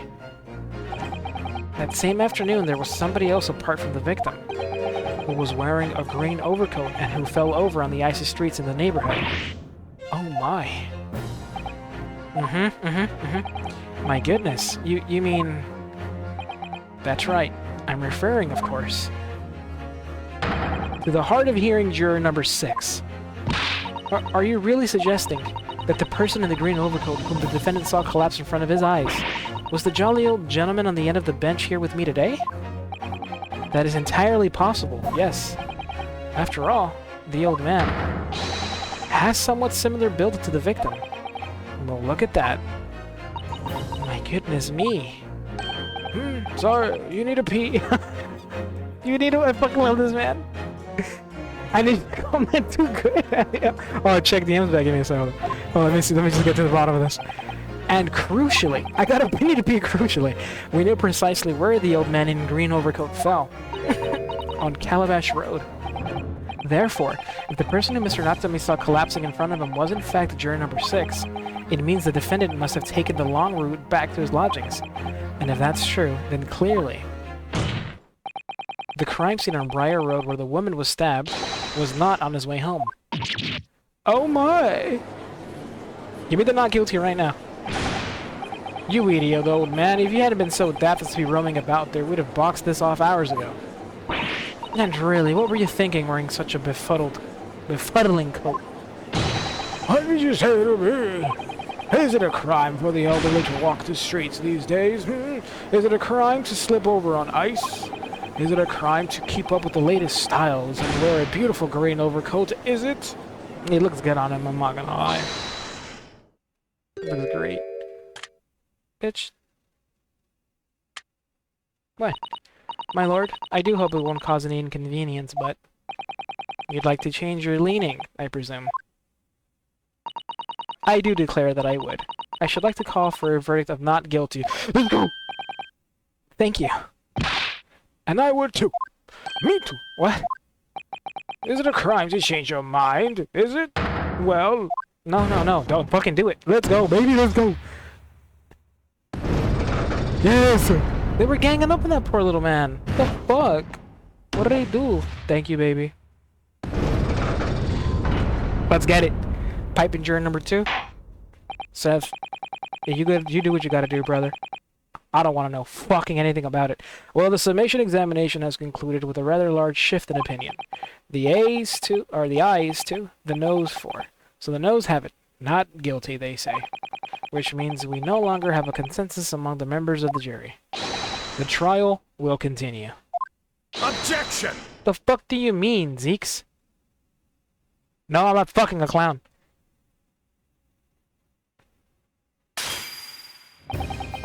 Could it seem churlish of me to drink from my hollowed chalice moments after raising an objection? Only to crush it in disgust? Pray forgive the discourtesy. Lord of Anziques. Fuck. It seems I must retract my earlier remark. What do you mean? I mistakenly credited these jurors with intelligence by describing them as insightful. Yet we have just witnessed them falling for a cheap trick performed by an Eastern entertainer. Huh? Whatever do you mean? Objection! I haven't tricked anyone. Everything I said is the truth. Indeed. Stalwart juror number 5 was undoubtedly repairing the road, as he claims. I believe he said it was a good 2 yards of the pavement which you had excavated, sir. Well, that's right. It took me the whole day, and they paid me a measly tuppence for it. Now, my learned Nipponese friend, tell me. Do you have any notion of the distance that 2 yards represents? Well, if I'm honest, I don't have a clue, no. Is 2 yards not a lot? Why is Daddy a vampire? We've been thinking about that since the first time we saw him, babe. And we have concluded, it do not matter. It's still Daddy. Him potentially maybe sucking blood is just a plus. 2 yards is a little less than 2 meters. Oh, fuck. Man, that's nothing. Less than 2 meters? That's not much at all. In other words, a distance readily vaulted by anyone of moderate vigor. Would you not agree, my stalwart friend? Huh? Me? Well, I can't say you're wrong, no. What? And did you perchance erect a sign to prevent pedestrians from passing the site of your works? Huh? I wouldn't dream of it. What a waste of time. No coaches would have had a hope of passing anyway, and we just turn any gentlefolk back the way they came. Kids just jump right over us all the time. The accused is no gentleman as far as I can see. I have little doubt, however, that he could spring over a 2-yard trench in his meanderings around town. Fuck. Is that true, is it? The unconvertible truth is that the books just purchased by the accused were found at the scene. There can be no doubt that on his way back to his lodgings, Mr. Natsume walked down Briar Road. Crushed in a single sentence. And old man. Cold man, you can talk. You say that at around 5 o'clock on the day in question, you slipped and fell on Calabash Road. Pray, was there a suspicious-looking Nipponese behind you at the time? No, can't say I remember. You don't remember? How about a wager, my learned friend? You say it was this old man that the accused saw. But I would lay 1,000 to 1 against you being able to prove it. Oh, fuck, this guy's good. Oh, shit! No, bro. Order, Lord of Anziques, explain yourself. My lord, if you had such a trenchant argument up your sleeve, why in the world did you not proffer it during the summation examination? I wanted to give this young foreign student the sightseeing experience he no doubt came for. I wanted him to see for himself how the opinion of the jury is so readily swayed. But my hospitality has its limits, and they have been reached, I feel. Oh! Fuck it, take it all off, Zeeks, come on. So, my learned friend, today's sightseeing tour of London is now over. What are you talking about? My lord. The prosecution requests permission to call on its next witness to the stand. Granted. Bailiff, bring forth the witnesses. Oh, fuck it. Okay. Hey, you know what? We wanted this anyway. No, he's not pulling his cock out. He's pulling his cock out. Would have noticed short-ass dude. Yeah, he would have. Yeah. But listen, this is fine, because just a little while ago, had I not gone through with the summation examination, it's over. It would have been declared guilty. But this is good. This was the point of it all, was to bring out these witnesses, to force his hand. We forced Van Zeek's hand to bring out the witnesses. So that's what we need. It's next to witnesses? Mr. Naruhodo, do you not remember? We've been told on several occasions that there were eyewitnesses to the incident. Yes, I remember. One of them being a Scotland Yard policeman, no less. I'm afraid that's likely to be the prosecution's next witness. Alright, no matter who Van Zeeks brings to the stand as his witnesses, and no matter what they say, I believe it's Ozeki-san. I know he's innocent. And I'll keep believing to the very end, until this battle is over. Sorry, Seth, let me go check out the fuck? Witnesses, please state your names and occupations for the court. Gotta check DMs. Gotta check DMs.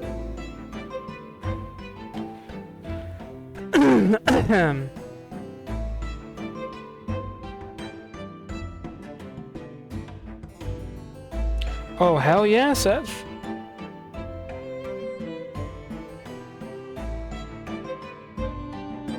There you go, my boy. Spend it wisely. It's just literally Goldilocks. Pretty similar, man. Here, let's take a look at them. Let's take a look. GG's though, Seth. Look at this bitch. Am I tripping, or they're wearing like similar, excuse me, similar scarves? Did you just... A Constable Rolly beat, sir. Nothing to report in the streets, sir. Jesus, this man looks like a... His eyes were... Are they related? And I'm Mrs. Beat. Patricia's my name. I'm proud to say I'm this young town hero's... You motherfuckers look related. I'm sorry. And this is half falling asleep. What's the story here? Well, in truth, we've not been married long. In fact, we celebrated our first anniversary only the other day. So a year. No, it was your husband I was asking about. He seems tired. Hardly surprising. Whilst being an honorable occupation, patrolling the beat is the most demanding work in the world. Oh, really? I'm sure I've heard that before, actually. Indeed, apart from rare days off, our gallant officers trudge some 20 miles a day, you know. They patrol boarding houses, pubs, collect taxes, survey the streets, check the meters are reading true. And they're responsible for keeping the streets clean, and lighting and extinguishing our street lights. There are a number of items on that list that don't sound much like policing duties at all. I wouldn't just be falling asleep on my feet. I'd have collapsed long ago. Either they're related or they're fucking. Or both. Oh. Oh dear. But it goes without saying that a policeman's primary duty is the apprehension of criminals. Even when he's off duty, a constable is expected to investigate and resolve any crimes on his beat. For the London Bobby is a man of honor. Oh, this poor man. His fucking helmet is dented in, and a man of slumber. Patricia, your husband has narcolepsy. On the day in question, this man and his wife were walking down Briar Road in the opposite direction. And they witnessed the incident as it occurred. Is that not correct, Mr. and Mrs. Beat? That's right, sir. Isn't it, Rolly?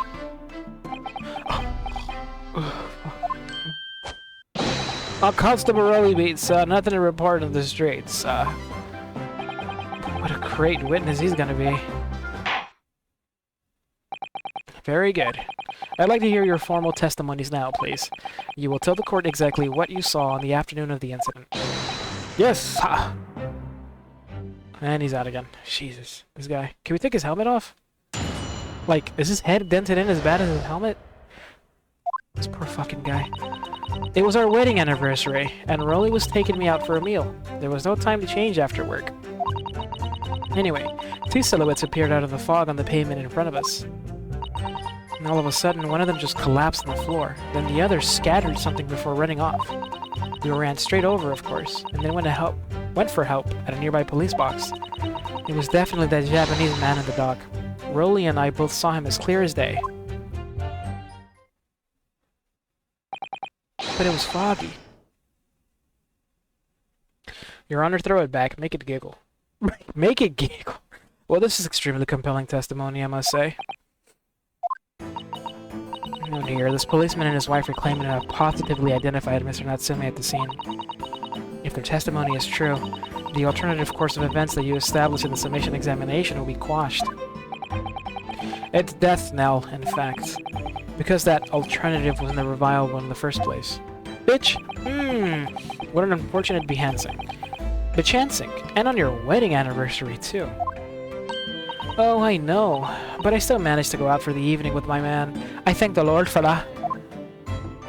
Gosh, the life of a London bobby sounds very hard indeed. Indeed. However, this cross-examination will be over in minutes. You may well have time to rest this afternoon. What do you mean by that? My learned friend, the witnesses saw the face of the man fleeing the scene. They are testifying under oath that it was without a doubt the accused, Mr. Soseki Natsume. Bito. And one of these witnesses is the policeman, no less. So you appreciate the gravity of the situation, I'm sure. Except that the man's so tired, his wife has to do all the talking. Enough preamble. Counsel for the defense, commence the cross-examination, please.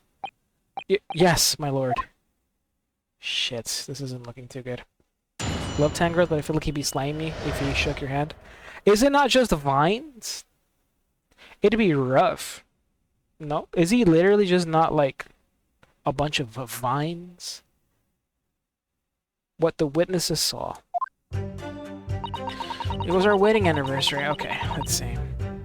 No time to change after work. Hold it! When in doubt, press our way out, man. No time to change after work, you say. Are you also a member of the police, Mrs. B? Oh no, sadly not. It's a job for strapping young men only. Women, children, and the elderly can't even apply. Well, I think you can probably see why children and the elderly can't do the job, can't you? I think Rolly looks ever so handsome in his uniform. It sits you down to the ground, doesn't it, darling? Fuck. What? Yeah, I just finished my beat. Pat and I were heading back to the station. I was actually planning on getting changed to there. Is he talking in his sleep? This is creepy. Oh no, Rolly, I much prefer you in uniform. Sometimes, I don't recognize you when I see you in plain clothes. Oh dear, that doesn't seem healthy. Kindly adhere to the point. You were going for a meal after you had finished your beat for the day, correct? That's right, sir, yes. Although I was fit to drop, to be honest, after spending the whole day on my feet. Well, this seems my life, sir. As long as I'm the proud owner of this, I'll serve my city and my queen to the end. What's that now? My warrant card, sir. Proof that I'm a London copper. It has the noble founding principles of the force written on it, as a reminder to all us policemen of our sworn duty. To patrol the streets of London town and uphold the peace of the common man. Sah! And for such a noble cause, I cover 20 miles every single day without fail and without grumble. Because I know that the plodding of my boots is all the Londoners need to hear. All the Londoners need to hear to feel safe and secure. So, fighting crime doesn't appear to come into it then. But just on that one particular day, I was looking forward to celebrating my wedding anniversary. Mrs. Beat puts up with a lot of being married to a body like me. I wanted to show my dear wife how much I care. Oh, Pat. Oh, look at these fucking... They've been together for a year and they're still like this? Aw. Oh, what a charming couple. Their young love is such a joy to behold. If a little over the top, perhaps. And then, kind of describe what happened next. Seriously, if you don't get annoyed with somebody over like a week, bro, nice. Hit it from the back. You fuckers. Stop! Anyway, two silhouettes appeared out of the fog and on the pavement in front of us. Hold it! Two silhouettes? That's right. They were coming toward us, walking up Briar Road in the opposite direction. Oh, fuck me, dude. That silhouette is scary. It's Ornstein and Smo. There was a rather plump figure followed by a scrawny, thin-looking man. That doesn't sound exactly like the victim as pictured in his prints, and like Mr. Natsume. Yes, unfortunately it does. And you're certain that at the time there was nobody else nearby? Oh yes, quite certain. It was dark, but there are streetlights on Briar Road, you see. There was nobody else around at all. Isn't that right, my darling?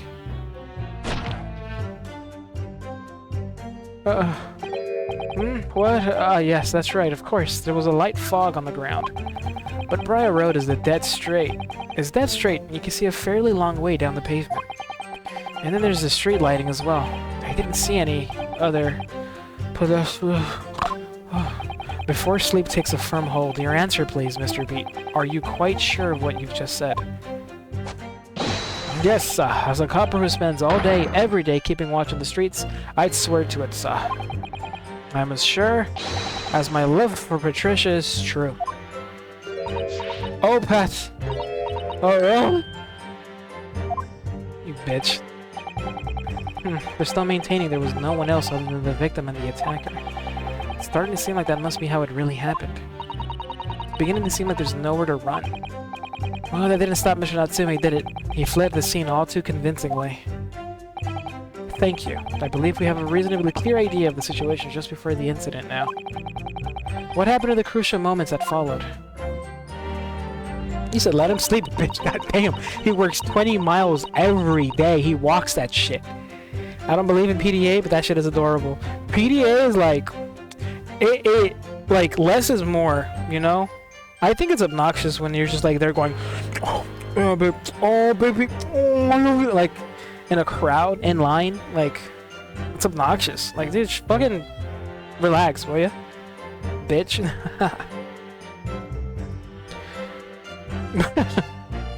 All of a sudden, one of them just collapsed on the floor. Then the other scattered something before running off. Hold it! Okay. What did he scatter? Scattered something. What do you mean by that? Oh, well, I couldn't quite make out what it was at the time. But then we got closer, we realized what it was. Didn't we, darling? Pull on this... pull on this shit. Wake up, bitch. Sleepy ass. Oh, yeah, that's right. It was some old books. Let me see. Old books. Yes, the culprit had dropped a number of them, all around where the victim lay on the pavement. Indeed, as clearly pictured in this photographic print. The rotten Japanese man did that when he did the deed. Hold it! He's not rotten. Let's not forget that it remains to be established that the defendant was indeed the attacker. But we saw him. It was the man in the dock without question, sir. The mustache, the hunched back, the cat-like eyes, the taut mouth, the snub nose, everything. Oh fuck, they saw him clearly. Any more insults you want to throw in? That's right, he looked down at that poor, defenseless woman with those terrifying, intense eyes, and then suddenly threw his books onto the pavement and ran away. I see. This is tough. They seem as though they're telling the truth here. May I remind the court that this unambiguous testimony comes from a policeman and his wife. Now please, continue. Yes, sir. As long as they ain't exchanging fluids in public, I don't give a fuck. Kids are here. Kids are here. Go in the fucking bathroom. Look, don't go. Yeah, I'm also kids. Yeah, it's fucking... Yeah, it's just a bit much, that's all. Hold it! People do gotta calm down now. Was it your husband who went to fetch help? No, I went. I may not be a police officer myself, but I am the proud wife of one after all. Isn't that right, my darling? You think they keep the scarves on when they... Oh, you know. What? Ah, yes, that's right. I asked Mrs. Beat to go. I was off duty by that point. But a Bobby's never truly off duty, of course, so I felt obliged to stay and guard the scene. Very laudable, Mr. Beat. Preserving the scene of a crime is a task of considerable importance. That's why I sent Patricia, you see. I told her where to find the right police box. Forgive my ignorance, but what do you mean exactly by the right police box? Depends on a crime's location, you see, as to who deals with it. Where the woman was stabbed wasn't actually on my beat. So I told Patricia the way to the police box for the beat the incident fell under so she could go and report it. I ran there as quickly as I could and asked for help from the Bobby on duty. There's nothing more potent than a young couple in love working together, you know. And thanks to your swift response, the case was quickly resolved. The actions of two model citizens.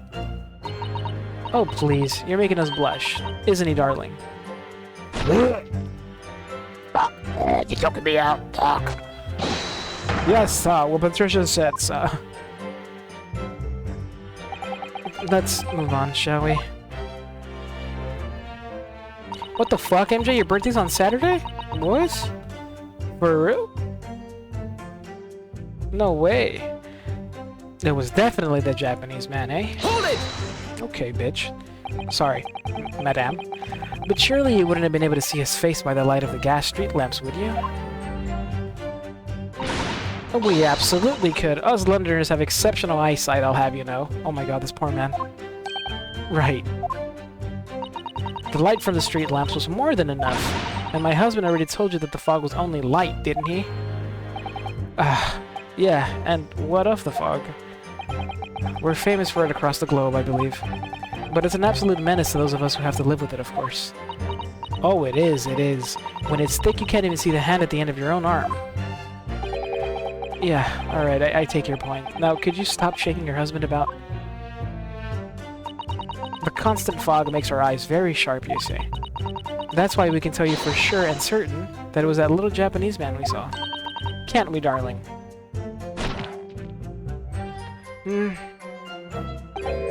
What? Oh yeah, it was the accused, and no mistake. The mustache, the hunchback, the cat-like eyes, yes, unmistakable, sir.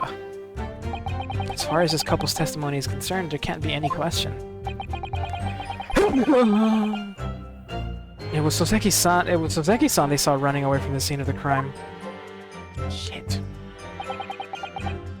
I'm an adult, not a kid. I just said that for the bit.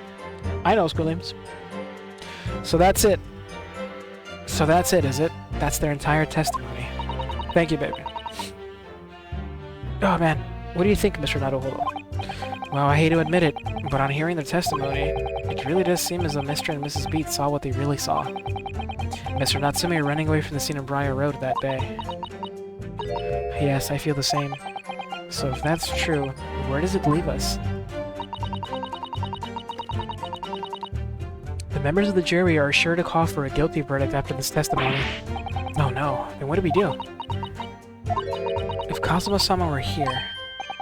What are you trying to say? I think he would try to find a contradiction somewhere else within the testimony. What do you mean, somewhere else? Their statement about saying Mr. Natsume is unequivocal. Calling that into question won't help.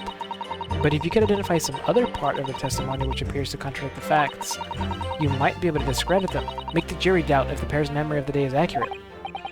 Oh, right. Put simply, we must focus on finding a discrepancy in the statements somewhere. If we don't, I'm afraid the trial may reach an early and unfavorable conclusion. Why do I always seem to be so up against it? That's how it is, 'cause that's what it fucking is. Mr. Lawyer, sir, can I ask you something? Oh, yeah, of course. What is it? Well, you keep asking us all these questions about everything. We've told you so. It seems like you don't believe our testimony. Is that right, is it? Well, out with it. She's puppeteering her husband to throw hands, and the man is just I don't even think he's awake. He's not here. I don't think he's on Earth. What? No, it's not really that at all. My husband's a policeman, remember? And I know what I saw. I remember every last detail. Everything, like, oh, I know. What about the books the man dropped? I can tell you the names of every single one I could. Every single one. And you dare question how reliable my testimony is? Actually, if you could, please name... No, it won't do at all. That Japanese lawyer has no idea what I'm capable of. Even if I decide to forgive him for insulting us, don't think for a minute that Rolly will. I really didn't mean to cause offense. Please, put your husband's fists down. Perhaps you would like the opportunity to supplement your testimony, Mrs. Beat. Might that appease you? Oh, thank you, my lord. That would settle things nicely. Wouldn't it, darling? Oh, fuck. Pineapples. I could even tell you the names of the 4 books. Oh! I love this game. 4 books, you say? What if the babies beatbox instead of cried when they come out of the womb? I love babies and kids in general. I think they are quite cool and awesome. To be fair, I blame... Dude, I was like a babysitter for like all of my fucking nieces and nephews. But I will say, I fucking hate it when like newborn babies do that cry. When like they're spouting out their guts. Like, dude, they sometimes do this cry. It fucking scares me. Where like, their mouth is open but no noise is coming out. They're just like... You know, their face is red, and they're like, dude, breathe, bro, can you please? So instead of that horrible crying, instead they were beatboxing, that'd be dope. Like, oh, the baby's out. The boy. Paid my mom 120 pesos to make 6 lunches, 5 burritos in each. 120 because I had to buy the actual ingredients. 8 eggs, chorizo, and 3 packs of tortillas. All the lunches sell for 50, 6 lunches equals 300. I make fucking profit. Holy shit, Seth.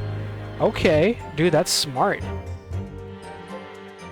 No, she wasn't jerking him off. No, she wasn't.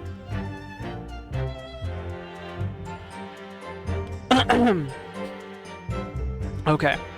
Okay. So she says she can name what the names. What's the names?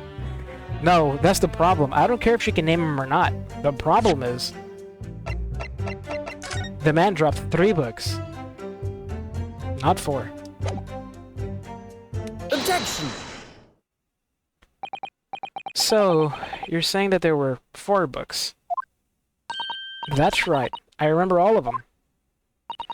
The picture of Monsieur somebody, What's It Yearnings, A Meal for Someone, and The Thin Gummies Something.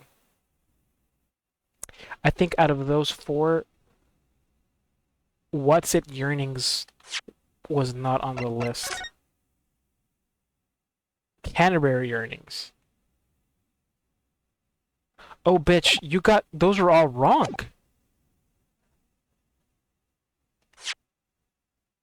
Those are actually completely wrong. Similar, but wrong. Oh, I see. A meal for someone. Okay, so she's kind of like... So she doesn't remember the names exactly, but she's kind of... Okay, but still, 4 books? 4?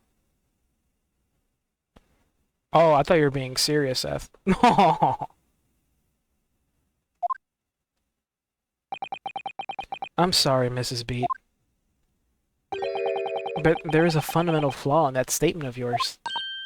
Oh no, what flaw? Simply that, at the scene of the crime, there were only 3 books, not 4. What? Play the fucking music. Have a good look at this photographic print of the scene of the crime. As you can clearly see, there are only 3 books. But no, that can't be. I saw them. I know what it is. You can't fool me. Sorry. It's that big old lump of a dead body. The lady's so large, her corpse is blocking the view. Her corpse is blocking the view of the 4th book, that's all. Let's at least try to remember that the poor woman isn't dead, even if we're insulting her size. No, I'm sorry, Mrs. B. But Mr. Natsume cannot possibly have dropped the 4 books you describe. Why not? Fascinating. And from your assured tone, something you can readily substantiate with evidence, I presume? Oh yeah, bitch. Evidence. I'm gonna buy 1 game soon, I got enough, and it's gonna be Shinigami. Hell yeah, Seth. Counsel, you will present evidence to substantiate your claim or withdraw it. What proof do you have that the accused did not drop 4 books? His receipt, sir! Take that! Beats in my head. The evidence is right here, in the form of this bookshop receipt. From your books? Yes, this receipt details Mr. Natsume's purchases that day. But as you can see, only 3 books are listed. No. Therefore, Mr. Natsume would have only dropped 3 books at the scene of the crime. Which means that your powers of observation, madam, can't be relied upon. Though it cannot be denied that though you say it was the defendant you saw, you could very well be mistaken. Oh no, no, oh no, oh no, no! Oh shit. He fell. Objection! Bitch, what? Bitch, what? What you want, Vampiro? It's plainly evident that it is your powers of deduction that cannot be relied upon, my learned Nipponese friend. What? What cannot be denied is that these 2 witnesses saw the accused running from the scene. A fact that you know very well you have no hope of disproving. But man, so you've striven to avert attention from that by dint of some inconsequential discrepancies. Would that be fair? He sees right through me. But your plan has somewhat recoiled against you. What are you talking about? It's quite simple. Let me explain with a toast. To the policeman's wife and her entirely accurate testimony in every respect. Oh, you see, the matter is not up for debate. At the scene on Briar Road, a total of 4 books were most definitely found. Objection! But what about the photographic print? It only shows 3 books. Quite right, only 3 can be seen in that print. We have another... You mean to say... Oh, Jesus. Allow me to present another. One that shows the victim's hand.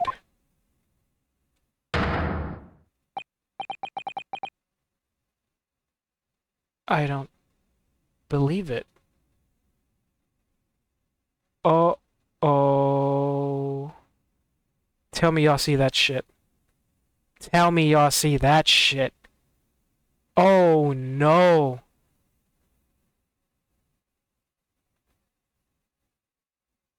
Seth, I think you called it. It's the 4th book.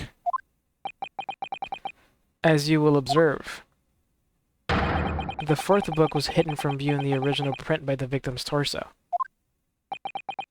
Vampire Daddy can suck my blood. Everybody, man. I'm not gonna lie. Everybody in this fucking chat, including me, regrettably. I regret to inform you that yes, I would. Hey, Zeeks, meet me after court, bro. There, you see. Look at that. Look. Yes. It's just like I said, isn't it, my darling? Yes, Patricia's always right, Let us study the receipt for the books purchased by the accused on the day in question. Mrs. B, the titles once again, if you please. Oh yes, of course. The picture of Monsieur somebody or other. The picture of Monsieur Lecoq. What's it yearnings? Canterbury yearnings. A meal for someone. A meal for Gaboro, in fact. As the court has just heard, the witness remembers the book titles flawlessly, save for a few minor details. Mrs. Beat's powers of recollection can only be described as exceptional. Did you hear that, Rolly? The gentleman paid me a compliment. Yes, flawless. Patricia is flawless. But there are only 3 books on the receipts, and Mrs. Beat mentioned 4. There's nothing surprising about that. Clearly the 4th book is that which is shown in this photographic print. I'm sorry, Counsel, but does that not seem odd? Why should the 4th book be omitted from the receipt? Not odd at all, my lord. As the photographic clearly shows, the 4th book was found in the victim's clutches. In other words, it belongs to the victim. Ah. Zeke, but it doesn't. This is fucked. The victim was holding her own book? I wonder what became of that 4th book. Obviously, it wasn't overlooked by the investigating officers at Scotland Yard. I have it here as evidence. You will submit that and the aforementioned photographic prints to the court, please. You are withholding evidence though, bitch! I'm supposed to be on the same page as you! This is illegal! My pleasure, my lord. No, guys, no! You guys don't fucking remember. Who was here during the investigation process? Remember when we did the dance around? When we did the spectacular with Herlock Sholmes? You guys remember? This fucking book, The Lion's Pride. There's a reason why he thought that a lion was at those people. Remember there was a... Dude. Oh, man. I don't want to jump the gun. The prosecution rests. I have nothing further to add. What? You seem surprised, my learned friend. But your resistance until now has been in vain. Entertaining, yes, but futile. The spurious longer route to the accused's lodgings that you tried to establish in your summation examination, and the attempted discrediting of the witness' powers of recollection in your cross-examination. Futile? I walked right into this, didn't I? You see, everything we said is true. Isn't that right, my darling? Yes, Pat. Marry me, Pat. Perhaps the ladies and gentlemen of the jury would like to reconsider their positions. Should the court waste any more time on this Nipponese travesty? You could just call me a travesty. You don't have to point out my, Alright, bitch. Or is it the decision you have to make all too apparent already? No! No! You have all heard of the witnesses and seen all of the evidence. This trial has run its course. Mr. Naruto, I'm afraid we're in a terribly precarious position. I know, but if I fight back in the wrong way now, I could very well just make matters worse. Think, Ryunosuke, think! What do you do now? Fucking raise an objection. Objection! No, it was the... I actually noticed the burn mark after. The name got me first. I'm not done yet. No, my learned friend, it's over. That last cross-examination was your final chance to establish a credible defense, and you failed. The die has been cast. There's no more room for debate. Well, it might be over as far as you're concerned, but... I can't think of what to say. If I may, Lord Van Zieks. It seems somewhat boorish to close down the debate at this point. Your insignificant little Eastern Isle must be a lawless hole indeed. No, for a lowly judicial assistant to have the audacity to intervene at a moment like this. Oh. Don't call her lowly. I am, to my shame, still a very inexperienced lawyer. So you will have to forgive me, but I consider my assistant's advice essential and her opinions invaluable. Mr. Naruhodo. One of this land's great guiding principles is tolerance, so the court will hear you, madam. Go ahead, Mrs. Otto, please. You're fighting penis monsters, huh? Very well. Pray, what insight can you give us? What have we all overlooked in this matter that you can see fit to pursue further? Well, the court has been presented with new evidence, but only after the last cross-examination finished. I see. And you believe that this new evidence warrants further examination, do you? Mr. Naruhodo, what do you think? It's just possible that this new evidence might be decisive proof we've been waiting for.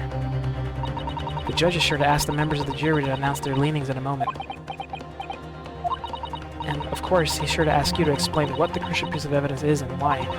So we must take this opportunity to examine newly presented evidence as thoroughly as possible. Bet. Let me look at that fucking book. The Lion's Pride. Yeah, bro. Yeah, dog. Yeah. Yeah. Oh, look at this. The book has been badly burnt. You're right. You'd never be able to read it in this state, especially not the latter pages. What a terrible waste. Judging from the scorched edges of the paper, I think the damage must have occurred very recently. A book recently damaged by fire. Why does that seem to raise a big red flag with me? Because that's a massive big red fucking flag, dude! I'm presenting that. Yes, Noodles, yes! Yes, I understand. And thank you, Mrs. Suzuto. This is it. Suzuto-san has managed to win us one last chance here. I can't let it go to waste. The defense wishes to present evidence, my lord. Very well. The defense may present one further piece of evidence. Evidence that apparently offers a profound insight into this case, and has hitherto been overlooked. The fourth book. Take that! The evidence in question is what we can see from the newly presented photographic prints of the crime scene. The fourth book found in the victim's hand. Objection! We have already discussed the fourth book at length. Other than it being in the victim's grasp at the time of the incident, no significance has been attached to it. Pursuing the matter further would be a flagrant waste of time, the court's time, as you well know. Yes, I'm afraid, counsel, I must concur with the prosecution on this matter. When I afforded you this opportunity, you led the court to believe that the evidence in question contained a hitherto undiscovered clue. It does. I must insist that you elaborate, counsel. You will identify this clue at once. Do I make myself clear? Oh, yes, my lord. It's, Mr. Nato, hold on. I believe the prosecution is trying to avoid a thorough examination of the evidence, which means you may very well be on the right track. Yes, I think you might be right. I got it. So, counsel, precisely where is the vital clue to this case, which this fourth book conceals? Right here, sir. My lord. Got it! I would ask the court to observe the back of the book in question. The back? What do you... Good gracious. It's been burnt to a crisp. So we have to ask ourselves, why was the victim clutching what is clearly an unreadable book? It is undeniably an extremely unnatural thing for her to have been doing. Objection! Unnatural, you say? And what of it, my Nipponese friend?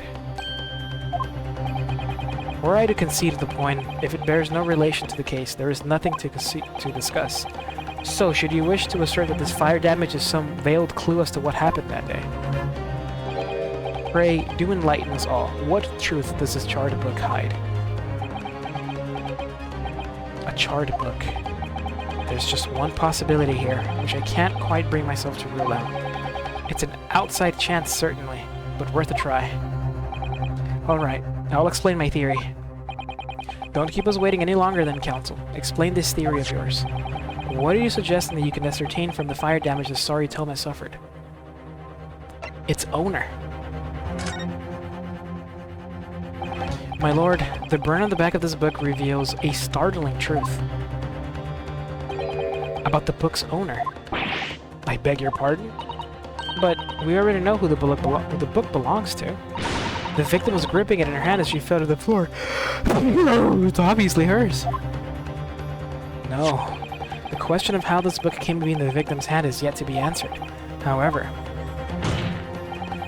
as to the questions of who the book really belongs to, and where it originated, the defense has very credible answers. Good gracious, how can you possibly...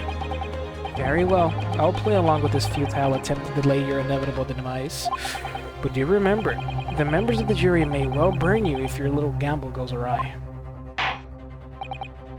Counsel, the defense's response here is very likely to influence the final outcome of this trial. Tell the court, who do you claim is the owner of this burnt book?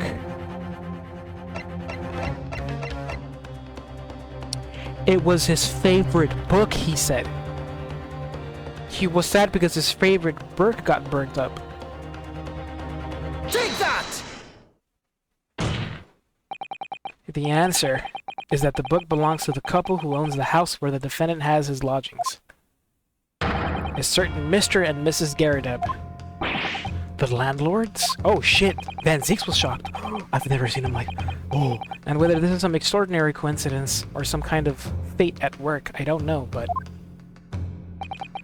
Of all the people in London, one of the 6 chosen for jury duty in this courtroom today is none other than Mrs. Garadeb herself. Oh my goodness, me? I think you must be mistaken, sir. I'm not Mr. Garadeb's wife, I'm his maid. Things would be so much easier if you would just drop the pretense. Alright then, how about a simple question for you? Have you ever seen this book in Mr. Garadeb's house? I would never presume to know all of the books he keeps, sir. Objection! This is outlandish behavior. This woman is the accused landlady, you say. You implicate this hard-working member of the public, you besmirch her without a shred of evidence. Your actions are unforgivable. Objection! Let's go back and forth, baby. This is not mere conjecture. The defense happens to know that on the day in question, at almost exactly the same time as the victim was stabbed on the pavement below, another incident was taking place in the room on the top floor of Mr. and Mr. Garadeb's house. Good lord, what sort of incident, counsel? A fire, my lord. Oh yes. Te gustan nuts? I like peanut butter. Somebody just said, why is Balloon Boy so caked up and I can't sleep? That's horrible. With objection, bunk? Objection, bunk? What do you think, chicken or shrimp is better? It depends. Yeah, it depends. It really depends. Right to say it was. It happened in the blink of an eye. I love both of them. The whole place filled with smoke. Couldn't see a bally thing. It didn't take long for the fire to spread, of course. The bally furniture started going up as well. Yeah, she wouldn't let him speak. The worst of it is, I lost my favorite book called The Lion's Pride. Applebee's? Tenders. Chicken tendies. I don't know, I wouldn't trust him with shrimp. I'm not gonna lie.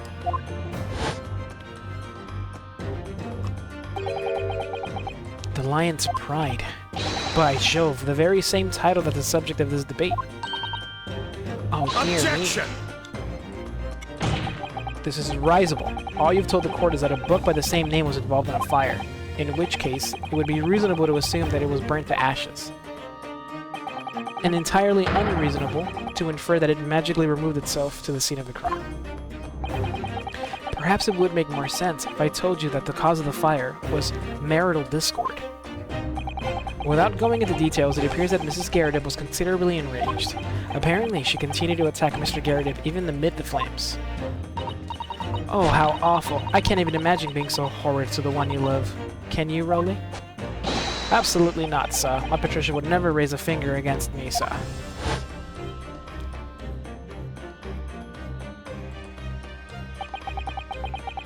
I had all my favorite old novels in that case, but as soon as the fire got hold of them, that was it. Whoosh, up in smoke.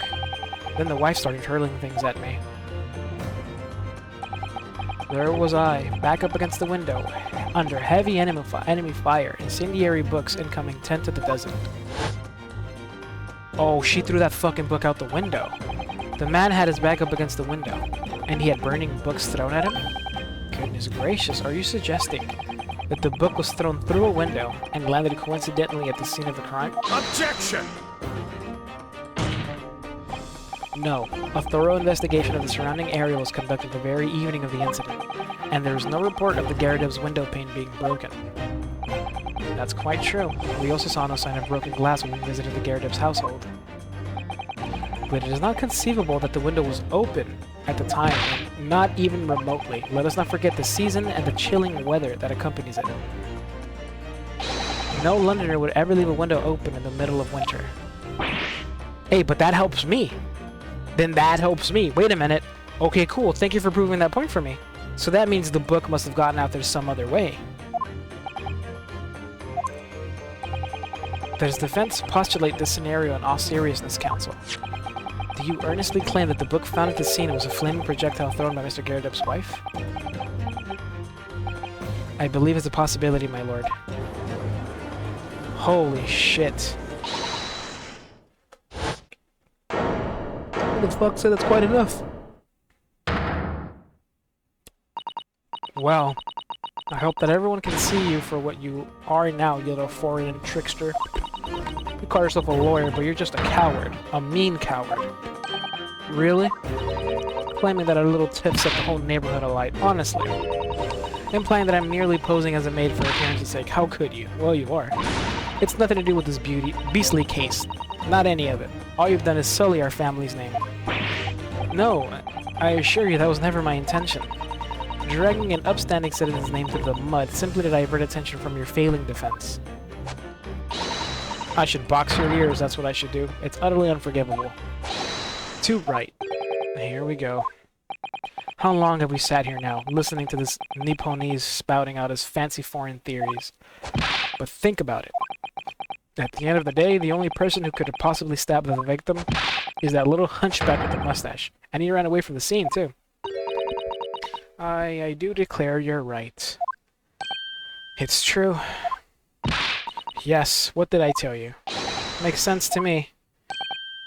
Sorry? What's that? Oh, we're fucked. We're fucked. Our family's name. Our. I want to try those giant hot mozzarella sticks. Mozzarella sticks are good. Oh, they're so good. Well, it would appear that the ladies and gentlemen of the jury are once again in full agreement. What is your position, Lord Van Zieks? In truth, my lord, I feel these have been unnecessarily protracted proceedings. But then, one must always exercise patience in order to savor the best vintage. No, wait! The mystery of the fourth book still hasn't been... Jesus. If the books are your predilection, my learned friend, study them on your own time.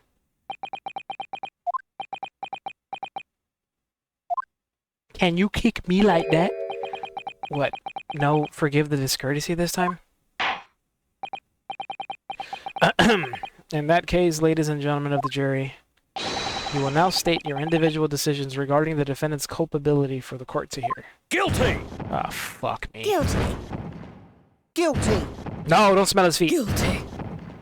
Guilty. Guilty.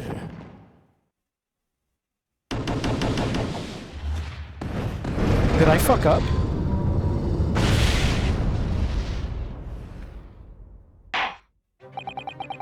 Thank you for that unambiguous response. That's twice now. It's over. Mr. Naruhodo, don't give up. Miss Suzato? Have you forgotten? The battle isn't over yet. You're not suggesting... Of course. The defense has the right to another summation examination at this point. You can still convince the jurors to change their minds. You have one more chance. Oh, we can do... Wait, what the fuck? I thought we only had one chance at that. My lord, the defense asks to exercise its right to a summation examination. You believe you still have tricks up your sleeve. I don't intend to trick anybody. I intend to uncover the truth. This is no time to be a downcast. As long as there's a chance, I have to stay strong and be determined. Oh, bro, I thought I... Okay. What the fuck do you mean? No, bro, no, it's too early. I don't want to stop.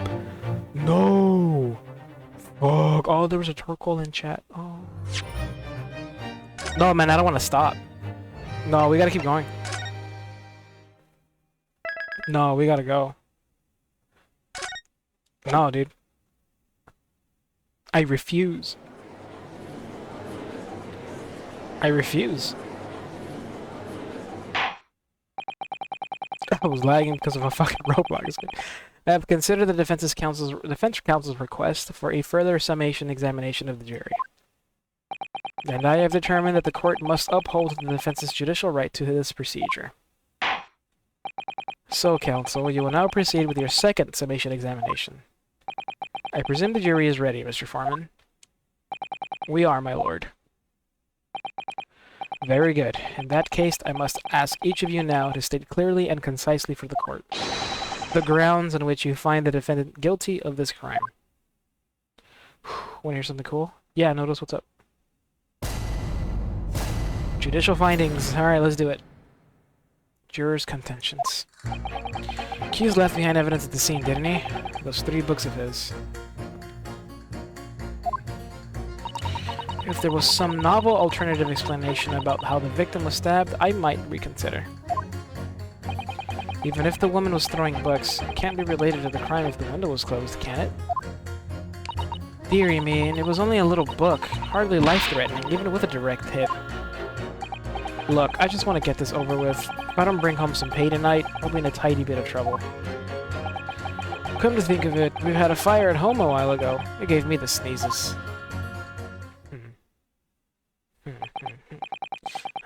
Yes, considerably more tangible arguments from all members of the jury this time around, it seems. With one notable exception, of course. My learned student friend was unable to find fault in the previous witness testimony. So the court must accept the fact that it was indeed the accused seen fleeing from the scene. And moreover, no one else was even at the scene to commit the crime. Well, if the eyewitnesses are correct, it would seem as if the conclusion is somewhat set in stone. I fail to see how it can be argued any other way. That means I'm afraid that during the summation examination, it's essential that you establish some other tangible explanation for the facts. But how? What would even constitute a tangible explanation here? Isn't it obvious? Who stabbed the woman, and how? Those 2 details are all you need to provide. Simply give us a name and a method by which the attack was conducted. And there I was thinking this might be hard. But Mr. Naruhodo, you have to do it. Otherwise this really will be where the trial ends. No pressure then. That's quite enough preamble. Proceed with the summation examination, please. I presume you are prepared, counsel. Oh yes, my lord. Alright, Ryunosuke. Focus your mind now. Fucking lock in twice. Clearly, the key to the summation examination is gonna be juror number 4, the maid. Or should I say, Mrs. Garridib. We have a book that disappeared from the Garridib's house on the evening of the incident, and the 4th book found in the victim's hand. There must be a way to link the 2. Yes, that's what we have to find. Using every technique I've learned in my short career so far, whatever it takes. Don't forget to keep an eye on Miss Garridib and how she reacts. Even to the other things... Oh, even to the things other people say. Oh, they can do that too. Interesting. Let's go, man. Oh, shit. The defense's rebuttal. Can I pat Ace's belly? You better fucking not. No, hell no. Yes, I don't know. Yes. Those are indifferent. We need... It's not a yes. It's not a yes. So the other day when I was at my grandma's, she gave me a massive cookbook called The Essentials of Baking, and it's fucking awesome. It's got a ton of recipes and explanations of different ingredients and what to do in baked dishes. Holy shit, Noodles. Bro, did you see anything in it that, like, you know, it's got you, it's got your interest piqued? Something you want to immediately work on? Pretty please. No, fuck that. No! Denied by the... Leave my fucking belly alone. Hold it! But as we now know, there were 4 books, not 3. Well, what difference does it make? There's every possibility that the 4th book, in fact, belonged to the defendant's landlord. Yes, that's the part I have a problem with. Sorry? Well, at the point the woman was stabbed, this landlord fellow was home, wasn't he? Enjoying a fiery scrap with his wife over or something. You said. That's not exactly how I put it, no. Well, anyway, the point is, the fellow and his wife were somewhere else when it happened. I think that's what you call a strong alibi. So it couldn't have been the landlord who did it, which only leaves the Nipponese fellow. Honestly, I can't see what all this palaver's about. It's a done deal, isn't it? I suppose it is, since I've nothing witty left to say. Shit. stone him? If there was some novel alternative explanation about how the victim was stabbed, I might reconsider. Okay. Even if the woman was throwing books, it can't be related to the crime if the window was closed, can it? Hold it! What about the possibility that the window was open? But what about it? I mean, there's just no way it could have been. How can you be so sure? The prosecutor fellow over there said it earlier, didn't he? Winters in London are no joke. You don't want to invite that sort of cold indoors. So no, that window wasn't open. Us Londoners like sitting by the fire and staying warm, see? But you couldn't categorically state that the window wasn't open, could you? It just wasn't. They wouldn't have opened it. Then what's the point in even having windows, huh? Counsel, you will kindly refrain from childish bickering. Sorry. Somehow I need to show there's an undeniable possibility that the window was open. Because this young man isn't gonna budge otherwise. Deary me, it was only a little book. Hardly life-threatening, even with a direct hit. Hold it! Listen, you bitch! You're not being completely honest. But the little book was on fire at the time, was it not? With flames of love, I'll have you know. Okay. There's really no such thing as loving incendiary bomb. Well, he brought it upon himself. He's playing with fire to betray a fiery love. Isn't it? Well, don't you agree? No, well, any kind of betrayal is certainly a bad thing, yes. But I think the argument might have arisen out of your misunderstanding, Miss Garrett. Never you mind that. The point is we were just having a jovial little dispute, nothing more. Sure. And I won't have any more of those suggestions that it wasn't anything whatsoever to do with the crime. Okay, right, well, we'll see about that. But what about jury number 5? He doesn't seem to be turning a hair at Miss Garrett's relentless onslaught. It's almost as though he's used to it. What a gentle soul he is. She's hitting him. Wait, so why is that in the 8-ball response? What? Shut up, Seth? I think at the time, Seth was being a monster. Look, I just want to get this over with. If I don't bring home okay, well... Hold it! You just want to get this over with? How can you sit there and say something like that? A man's future's at stake here. Well, him and me both then, like I said before. What? I told you already. I'm a day laborer, aren't I? If I don't bring home some radies with me tonight, you'll find me floating face down into the Thames tomorrow morning. What? You heard me. My missus doesn't want to mess about, you know? She can be fierce, believe you me. Another shining example of marital bliss, then. A situation like this cropped up the other day. It was, well, you know, it's funny, but I can't quite remember. Huh? It was too frightening. That's the thing. I must have blocked it out. Helpful. I wonder if Mr. Beat will ever be dragged into the Thames by his scarf.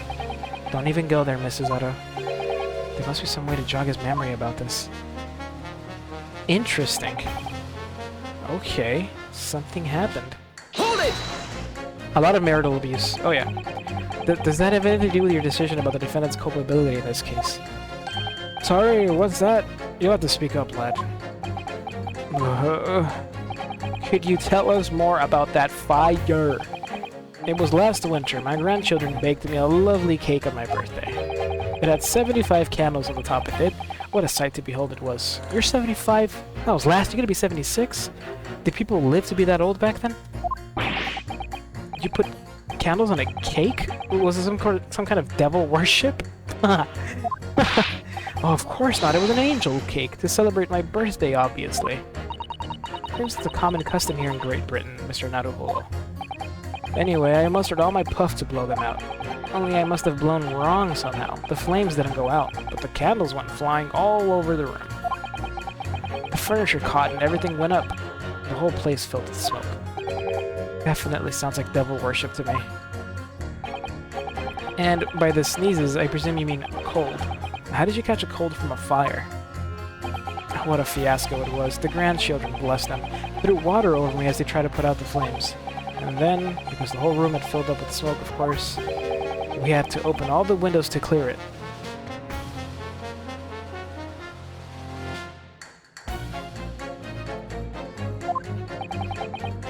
Huh.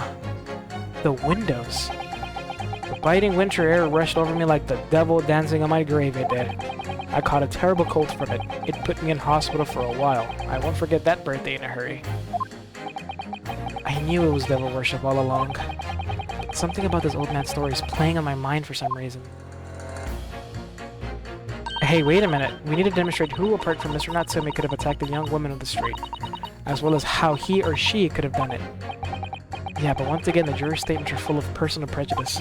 A lot of them seem convinced they're right, even in the face of logical arguments to the contrary. I think you're gonna need to pit them against each other to force them to accept an alternative explanation. Yes, I don't necessarily need to find contradictions between their assertions. Just a connection might be the trick. Alright, I'll see what I can do. If anything stands out, I'll go in for a strike. That's the spirit. Interesting. That's true. Okay, if you have a fire starting in a small room, smoke's gonna start piling up. Wouldn't you want to open a window to let the smoke out?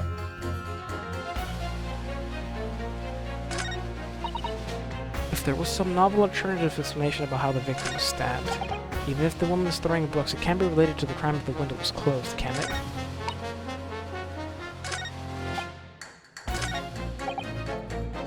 He added it. Winter house fires are dire. You'll have to open the windows to clear the smoke. That's when the chill gets you, see. Let's do it.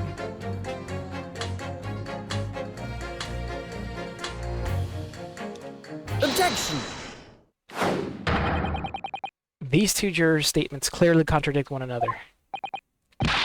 They do? How exactly, counsel? Don't point at me again. I told you it wasn't me. What's that you say? Speak up, lad. Speak up. Juror number 3. Do you see? Me? See what, sir? Did you hear juror number 6 account for his birthday? No, sorry, number 6 account of his birthday celebrations last year. It seems, despite being a Londoner, he once opened his windows in the middle of winter. Well, yes, of course, because it was an emergency. I mean, obviously, if the room was filled with smoke from a fire, then you'd be mad not to open...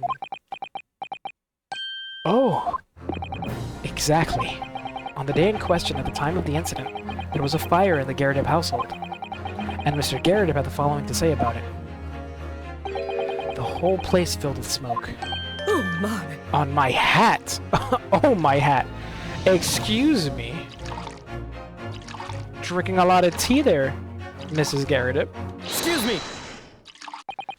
Juror number 4. Do you have something to say about that? Mrs. Garrideb. Oh, dearie me. What is the meaning of this? How dare you imply that I'm hiding who I really am? It's imperative that you confirm something for the court. So please, it's time to drop the pretense now. What is it? When the fire started in your house that day, did you, or your husband, open the window? I beg your pardon, what are you insinuating? The room would have been thick with smoke after the carpet and bookcase caught fire as they did. In a situation like that, it's inconceivable that you wouldn't have opened the window. And what if we did? But... Oh, alright then. Yes, you're right. My husband was frantically trying to open the window, which can't have been easy, since I continue to give him a justly deserved book battering. Even though your house was on fire? Oh, you never stop throwing until the anger subsides. It would be terribly bad for the nerves to do otherwise. Of course, I should have realized. That's a significant step forward, Mr. Naruhodo. You've managed to establish that the window was open. We simply must have that added to Mrs. Garrideb's formal statement. Yes! Yes! Now you mention it, yes, the window was open at the time. I'd clean forgotten, but it's true. Now, the window was open.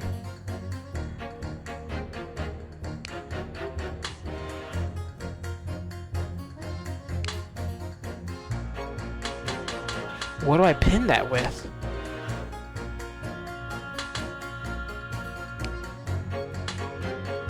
Could it be this?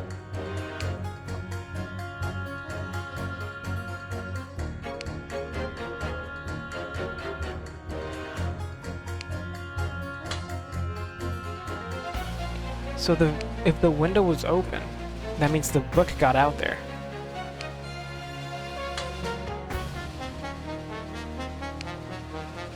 It's gotta be her, I think. Objection! I fucked up.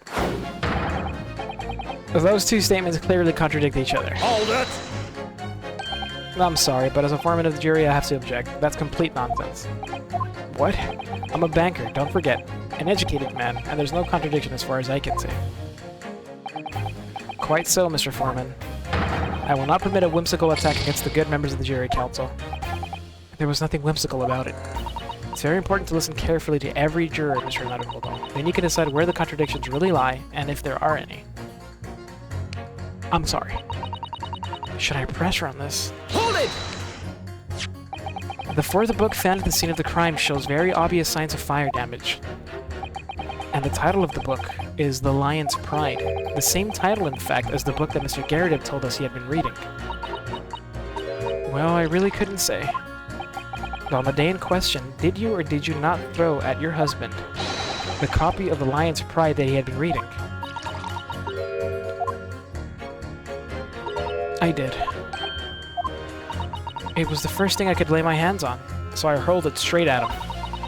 And now you come to mention it, yes. He was rather enjoying reading it. You're right.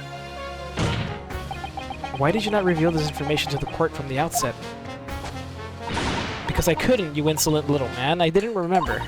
At times like that, you pick up and throw whatever you can lay your hands on, as well as you know. I really don't. I barely noticed I was throwing a book, much less the title of it. Are you good? Excuse me! Juror number 5. What is it, juror number 5? You know something? I've remembered what it was. The memory I'd blocked out. Ah. It was listening to what this granny was saying. Granny. It brought it all flooding back. Who are you calling a granny, you cheeky devil? I'm Mrs. Garrett, or the maid, I'll have you know. Or the maid. The man doesn't even flinch. Please tell me that's not because he's so used to being hit all the time. I think it is. It was about 2 weeks ago now. I just got back home after work. I put my hand in my pocket for the wages I just earned that day, and I nearly died. There was a hole. Every last penny had dropped out. Oh dear, what a disaster. You haven't heard the half of it, boy. Oh? The wife was cutting up some chicken at the time. I could hardly get the words out, but I told her straight. I lost a day's wages, love. Next thing I knew, the blade was whistling past my ear. Stuck into the wall next to me, it did. About an inch deep. No words, just terror. I could smell it then, you know? That god-awful stench of Thames. I was sure I was gonna end up face down in the muddy banks that night, I can tell you. Now, that's a real disaster, isn't it? I'll never use the word lightly again. Anyway, the point I'm trying to make is this. When women lose their rag, they'll throw anything at you. Knives, hatchets, hammers, you name it. Mr. Naruhodo, you mustn't think that all women are so short-tempered and unrefined. No, I wasn't thinking that. Throwing household objects at people is, well, it's so uncivilized. At least attack with honor. Use a bow or the like. What? Attack? Who are you going to attack? Never mind. Anyway, this man's words could be rather significant, I think. Alright, we'll come back to the bow and arrow thing later, if I dare. She said, don't throw things, get a knife, get a fucking katana. Are these men okay? No, they're not. These men are getting manhandled. A woman in a rage will hurl almost anything at you. Kitchen knife really brought that home to me. Hold it! Your wife really threw a kitchen knife at you? That's right. She was chopping meat with it. Had a tidy edge on it, believe me. Still, it's all memories, isn't it? It started with that smile she threw me when we were recording. And since then, the list of things she's thrown at me has grown along with our relationship. There was a cup, then a glass, then a pot, a kettle, a chair, a wardrobe, a cooker, a bathtub. Oh, she's upgrading. Cool. Your wife must be even beefier than you. And things came to a head last week when she threw me, right into the Thames. Still, she's not so bad when she's calmed down. She's a little sweetheart, really. I'm so happy for you. If you want to know what I think this whole idea of ladies first that we're so obsessed with in this country was thought up by some clever lads who'd been tossed in the Thames too many times by their wives. That's a very interesting theory. What a terrible thought. On the face of it, this juror statement just sounds like a really extreme anecdote. But I think it might turn out to be an extremely powerful weapon. A weapon I might be able to use to make the jurors accept an alternative explanation here. Okay. A kitchen knife. A woman in a rage will hurl almost anything. And Mrs. Garrideb can't even remember what she threw. She just started throwing shit. What if she threw a knife? Out the window. It's possible. I'm grasping. I'm bluffing. Objection! Those two statements clearly have a deeply significant connection. Good grief. You mean they don't contradict each other? Explain, counsel, at once. Juror number 2, do you think, perhaps, that this could be one such novel alternative? Oh my, whatever do you mean? An alternative explanation as to how the victim was stabbed in the back. What are you talking about? We've demonstrated that the 4th book, The Lion's Pride, that was found at the scene of the crime, originated in Mr. Garrideb's room on the top floor of his house. Therefore, it's equally possible that some other object besides the book could have found its way from the Garrideb household to the street below. Huh? What's that now?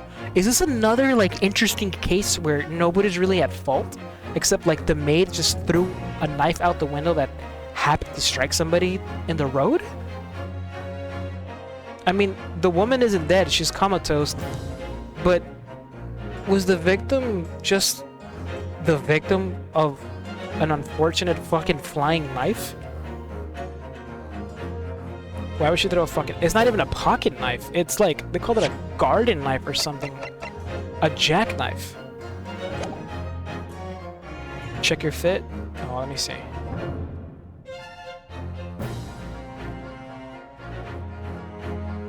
Oh.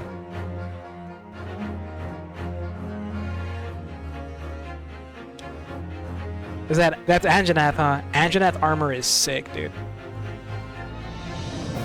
No, they're not calling it a pocket knife. It's large, bro. What's that now? After all, Mrs. Garrideb could have thrown any number of different objects at her husband. Isn't that right, juror number 4? What are you insinuating now, you little beanpole? Cortez? I'm beginning to think that, ever since the true origins of this book came to light, perhaps she's had a feeling this might be what happened. Now you listen here, you Eastern Gala. As the foreman of this jury, I demand a straight answer. You gave us this yarn about some other object making its way out of the house, but what? What was it? Really taking a big gamble here. That was a bold accusation to make, but I haven't any real evidence to back it up. But I'm certain that at the very least this warrants further investigation. Alright, Mr. Foreman, I'll try to explain the defense's theory. The other object that found its way from the Garrideb household to the scene of the crime was... Let's do it. Take that! Just fucking do it. Juror number 4, Mrs. Garrideb. Anjanath armor because it's cutscene, you can't see the Magnum Hollow helmet. Oh, you got Magnum Hollow helmet too. You have the Pelamy Diablo's armor? I can't remember it. Maybe? I can't remember it, Seth. A jackknife is a pocket knife. Oh, it is? Oh. Oh, I didn't know. It's just a larger pocket knife. Oh.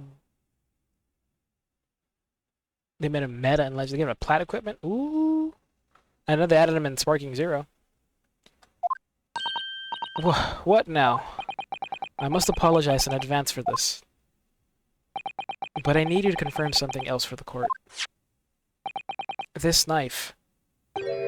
Have you ever seen this knife before? Ah. Good lord, counsel, what on earth are you doing? Shush, shush, shush, bitch. That's the weapon the man... No, don't say that! Don't let her accept it first. That's the weapon that was lodged in the victim's back, man. Don't fucking... Don't. I was hoping she wasn't paying attention. My lord, remember that when the victim was attacked, Mr. and Mrs. Garrett were in the throes of an argument. Mrs. Garrett was hurling anything she could at her husband, who had been backed up against the window. A window that had been opened to clear the smoke, and through which a book sailed to land at the crime scene. You can't seriously believe that the book was found in the victim's grasp. Are you saying that it flew out of the window and across the street to land neatly in her hand? Huh, even my missus hasn't got an aim like that. Yes, I admit there are many details we don't know, or we don't yet understand. But that's the point. That's precisely why. We must not allow this trial to end. Not right now. Oh my. Oh! Mrs. Garrett, your answer, please. Have you seen this knife before or not? Oh, oh shit. She has... Okay, maybe she... Okay. New theory. She threw it, but it didn't hit the person. It landed nearby. And then the person that really stabbed just grabbed it off the floor like, oh cool, neat. What a coincidence. And used it. I wish to change my decision. I'm a woman of my word after all. Thank you, madam. Yes, I agree. I certainly didn't see this coming, but... I just don't think it would be right for this trial to come to an end now with so many unanswered questions. We still need to investigate. I'm not gonna lie. I think we have another day to investigate. Mr. Foreman. I'd have to agree. Not that I think the granny did it, mind. Yeah, you know what? I'm not quite happy about this at the moment either. All together now, ladies and gents.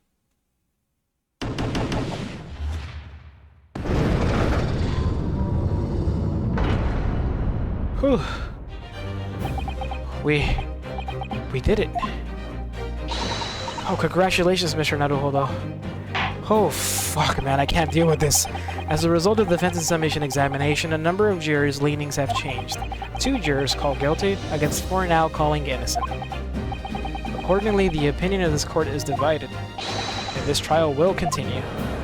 Oh, fuck, are we not going to investigate again, sir? Should we take a... Can we come back tomorrow? Give me the rest of the day to go talk to anybody that could have seen things, maybe? No? Fuck. Fuck. William Walker got off of being a corruptor, now another accident? That's what I'm saying. I kinda... At first I was like, that's weird. But now I kind of... This is really realistic, you know?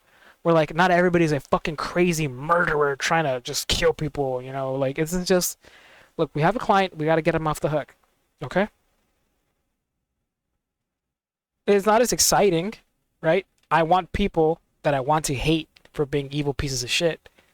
But the feeling of still figuring things out and getting to the bottom of things, it's still there. It still feels good to figure things out. Triple murder in their first 5 hours. It's all fucking murder. That's the thing. In every case, it's always murder. I can kind of appreciate this. I appreciate the difference in this. I really do. I don't know, it's like really, I don't know, it's like, you know, we still have like the consequences are still there, you know? These people are gonna go to jail or probably get executed, you know, so there's still some things on the line, people's lives and shit. Yeah, it was really weird. This trial is rapidly descending into a farce. Are you gonna eat that, sir? Give it here, I'm kinda thirsty. Like a corked wine, the first few sips are bitter enough. Give it here, I'm thirsty. You're wasting it every time. But what follows is so repugnant, it's good for nothing save the gutter. If I may, Lord Van Ziggs, the defense has just put forward a credible alternative explanation for what happened. Credible? Is that your considered opinion, Mr. Foreman? The defense's argument is a joke to which I barely know how to respond, but let me start by insisting that you must all familiarize yourselves better with the relative positions of those places being discussed. What do you mean by that? What's his angle this time? It should already be more than apparent that between the crime scene and the Garrett household runs a rather wide street, Briar Road. Which means that the distance from the Garrett's house to the scene is some, yes, 15 yards. Let me see, 15 yards. That's around 14 meters. 14 meters? Oh, that's a little farther than I'd imagined. And, as you ladies and gentlemen of the jury rightly noted as having portentous significance, the fourth book was found in the victim's clutches. In other words, the smoldering book, wantonly hurled by the lady of the house, traveled some 15 yards to land on the opposite side of the road, neatly between the collapsed victim's fingers and thumb. Is that your final conclusion, my learned and deluded friend? Okay, I admit that's a little crazy, I know. And did the jackknife follow a near identical trajectory to plunge into the middle of the victim's back? This fantasy somewhat stretching the notion of having a bad day for the victim, I think. Even those pathetic serialized detective stories have more believable plots.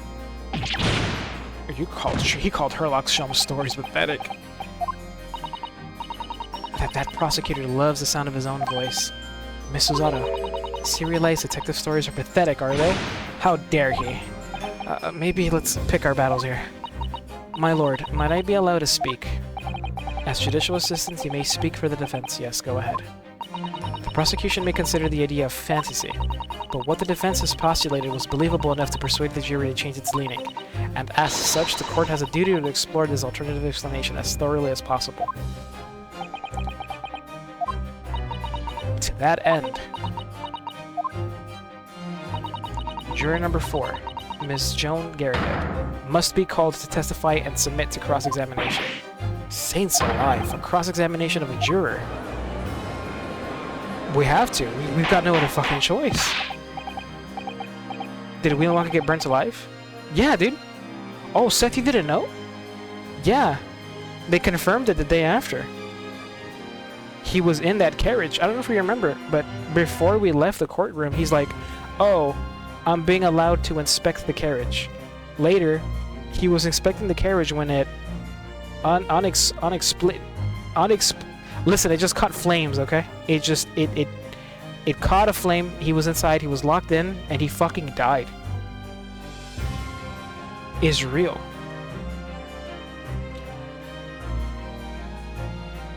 Yeah, he was the dude in there.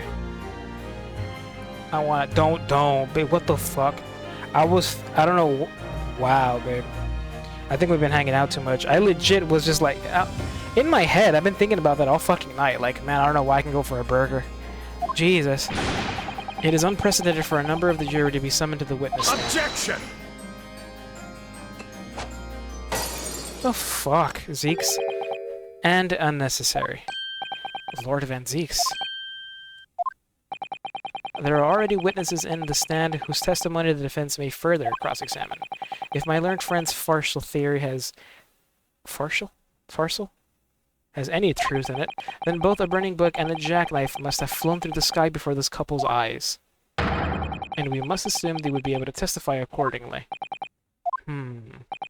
What say you, witnesses?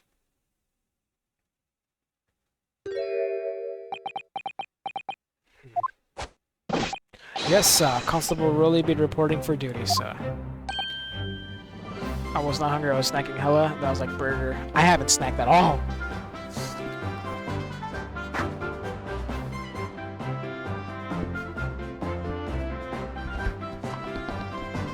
Say hanging out too much, you live with her. I mean, like, we've been like too close, dude. Yeah, I live with her, but that doesn't mean I spend every moment attached to her hip. At least recently. We kind of have been. She even goes to work with me. Well, good morning, officer. Sorry for the dozing until now, sir.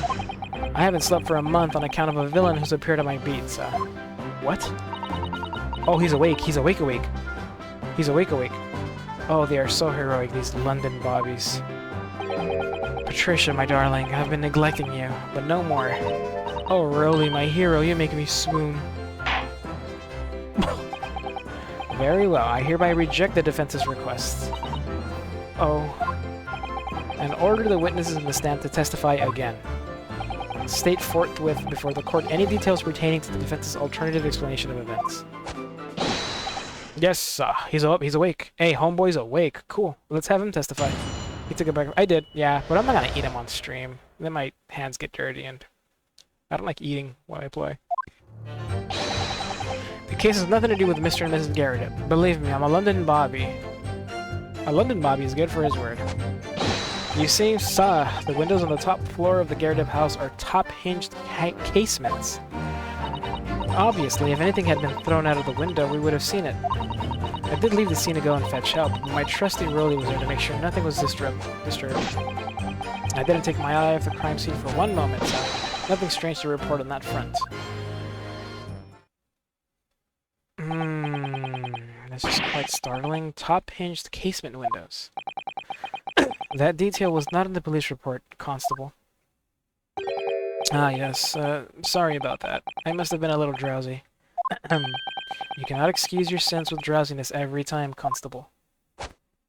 No, sir. Sorry, but... what exactly is a top-hinged casement window? And you... you cannot excuse your ignorance with such trite remarks, my learned friend. Of course, sorry. I found it, Mr. Naruhodo. Cast your mind back to the windows in Mr. and Mrs. Garrett's rooms. Alright, I'll try. So the window opens in order to allow air to circulate inside the house.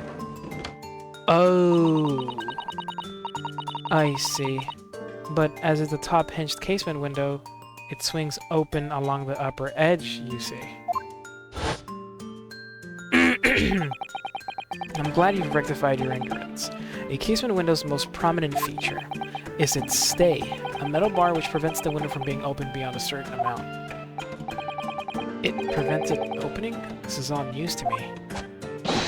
Absolutely correct, sir. In other words, if a book or knife were to have been thrown through the open window, it would have clattered against the pane and fallen straight down to the pavement below. No.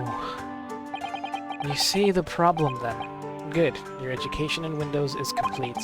There was never any possibility of either the book or the knife traveling 15 yards over the road. That is, unless the window pane had been shattered. Something we've discounted already. That can't be. We're so fucked. Did you see that, Rolly? That young Japanese man just collapsed in agony. Laugh at the Japanese man. Oh yes, my darling, I saw it. I saw how he crumbled before me. Oh, Rolly, you're so strong. Oh, Lord have mercy. I'm dead. How is this happening?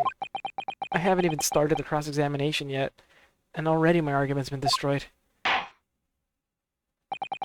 Counsel, if you could drag yourself upright again, the court awaits your cross-examination. Yeah, okay. My lord. Oh good, another desperate situation. It's always like this. Fuck. Fuck. You can judge me all you want. The seasoned fries with the ranch, very tasty. Ranch is, I think ranch is just my go-to for like for fries and, you know, dipping sauce, even like tenders and shit. If it's not ranch, spicy ketchup is another good one. Nah, man, ranch is yeah, just ranch is probably really good. Is putting ranch on fries taboo? No, I don't think so. Nah, I feel like putting like barbecue is kind of weird on fries, right? But then again, to each your own. I don't know. Okay. This case has nothing to do with Mr. and Ms. Garrett. Believe me, William Bobby's good for his word. Okay. See, sir, the windows on the top floor of the Garrett house are top-hinged casements. Obviously, if anything had been thrown out of the window, we would have seen it. I did leave the scene to go and fetch help, but my trusty Rolly was there to make sure nothing was disturbed. I didn't take my eye off the crime scene for one moment. It's nothing strange to report. Hold it! Not even for a second? Nothing to report. That's correct, sir. I had my eyes wide open the entire time, never looked away for a second. No one else approached the scene, and nothing was removed from it. I can swear to that on the yard's honor, sir. Really? That seems a little strange. Beg your pardon, sir. Strange, sir. Seems altogether regular to me. This burnt copy of the London's Pride was originally in the Garrett household, so the question remains, how did it find its way into the hand of the victim? Can you shed any light on that, seeing as you were at the scene of the crime the entire time? Aha! Could it be a different copy, sir? One that just happened to be burnt as well? Man, that's hell of a coincidence. Even if that were possible, why would the victim have been gripping a book like that in her hand? As we can see from this photographic print, she had a bag over her shoulder. Well, sir, that book was in the lady's hand from the moment we arrived at the scene. Is that so? There's something about this statement that's not sitting right with me. The two mysteries of how that knife ended up in her back and how that book ended up in her hand. There must be some common thread between them. It was already in her hand when they got there. I'm so sorry, Mr. Naruhodo. I had no right to speak out. What do you mean? I requested the cross-examination of Miss Garrett without consulting you, even if the judge did deny me. Oh, I see. Well, I agree with you. We do need testimony from Mrs. Garrett if we're ever going to get to the truth of this matter. Do you really think so? Well, think about it. No matter how far it is across the road or how that window opens, Mr. Garrett's book found its way to the scene of the crime somehow, didn't it? You're right. And then there was Mrs. Garrett's reaction to me showing her the knife. The woman's hiding something, I'm sure of it. You're right then. We need to use this cross-examination to uncover more clues. We'll get to the bottom of this one way or another. I swear. I swear! I swear! Okay. They have matching... Yeah, they do! They have matching scarves. I think... Oh, yeah, Noodles, I've heard you speak. We've played a couple times. Yeah, there is a bit of an accent. I wouldn't say it's thick, though. But I definitely heard an accent. And you, Squilliams, when we played Fortnite, I really didn't hear an accent. But then again, I didn't hear you speak much. Hold it! Let's press everything. Thank you, baby. How can you say that for certain? Ah, very good question, sir.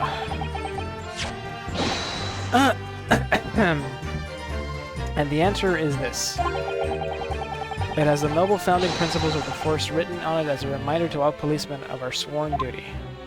So isn't there a short with slip talking? Oh yeah, no. Wait. Oh, yeah. No. Yeah, Mari probably has a stick fight one. Yeah. He showed us that before, didn't he? Did he? I can't say I remember. To patrol the streets of London town and uphold the peace of the common man. That's what the job's all about. And that is why I can stand here today beside my long-suffering wife and tell you a Bobby's good for his word. While rubbing my tired eyes admittedly. Suh. Oh, Rolly, you're so manly. Of course I am, my darling Patricia. Oh, Pat. Oh, Rolly. Fuck.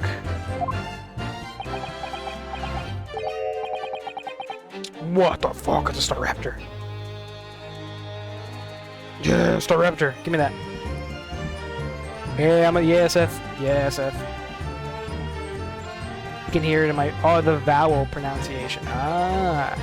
The E-I-O-E-O-E-I. Give me that bird. Give me that bird.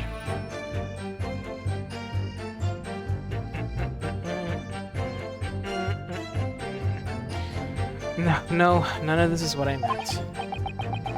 I mean, how can you say for certain that this case has nothing to do with Mr. and Mrs. Garrett?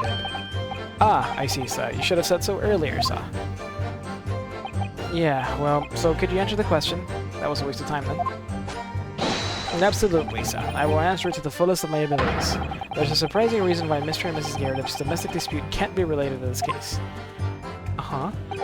But before I get into that, sir, just one thing. Yes? I'd very much like you and all of your countrymen to understand the great British institution of Scotland Yard. So I hope you'll take back some tales of us London bobbies and how we uphold our guiding principles. I wasn't planning on going back just yet. I've only just arrived here. So to that end, sir, I'd be happy to lend you my warrant card for your perusal. But I must warn you, you won't be able to get through it without shedding a few tears. Thank you. I'll try. He gave me the warrant card. Oh, new evidence.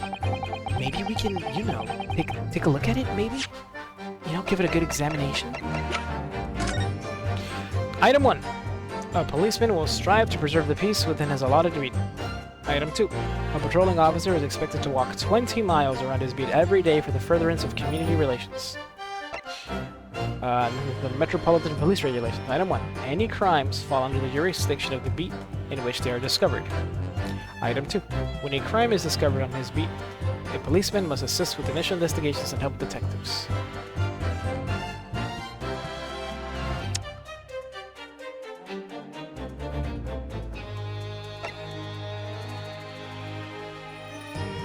Okay. Well, that seems straightforward because he also told her to go get help. Okay, nothing really. Okay. Hold it! Okay, let's keep going. By which you mean they don't open fully, is that correct? Yes, they're just there to allow a bit of air through the house, you see. So they're restricted as to how much they open. And therefore anything thrown out of the window from inside the room would simply strike the pane and fall to the street directly below. For clarity, allow me to remark the map. Here is the location where objects would have fallen. Yes, directly opposite the scene of the crime, on the other side of the rather wide road. Would it have been so hard for somebody to mention this top-hinged casement thing before? Have you seen this Seth?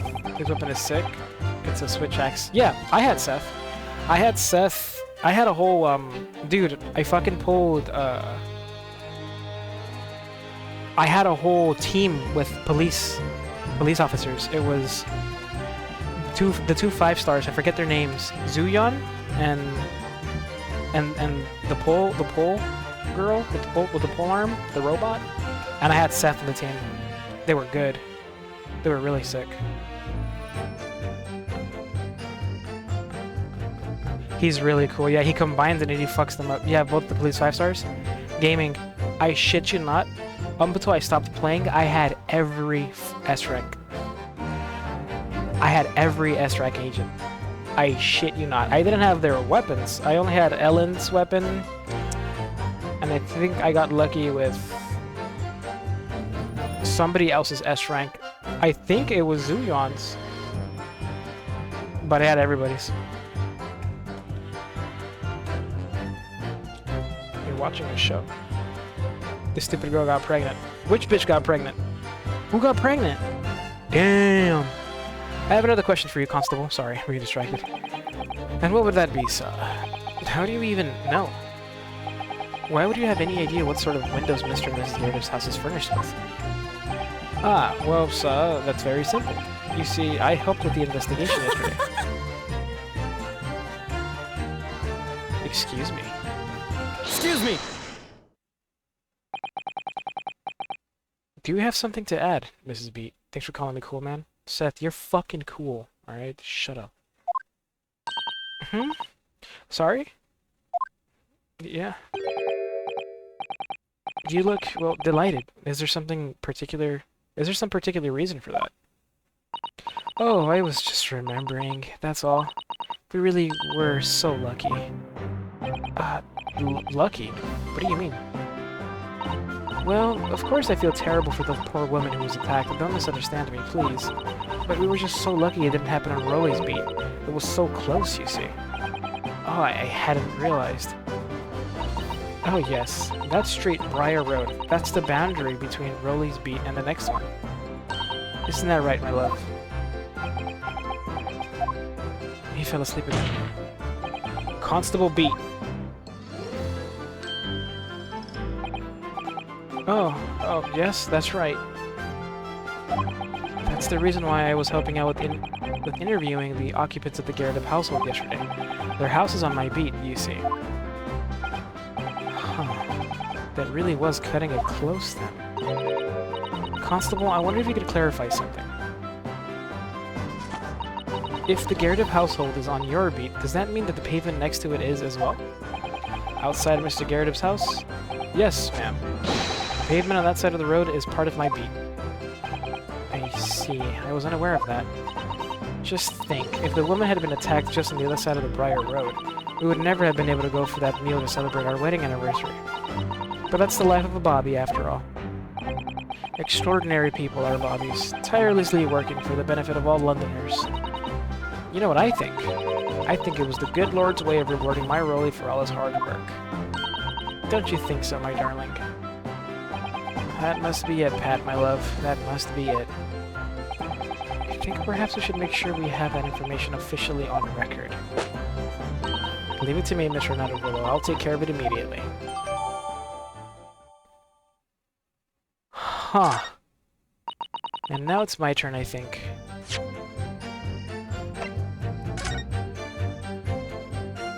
So, literally the other side of the street is somebody else's beat, whereas the left side of the street, closer to the lodgings, is Mr. Beat's beat.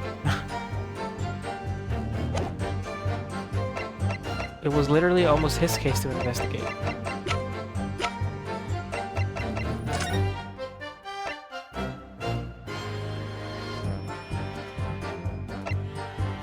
Pavement of Briar Road East Side. Reporting Officer Roland Beat.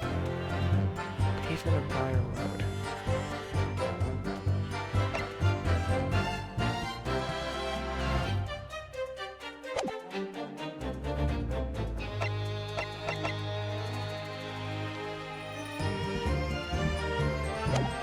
How do we make that work?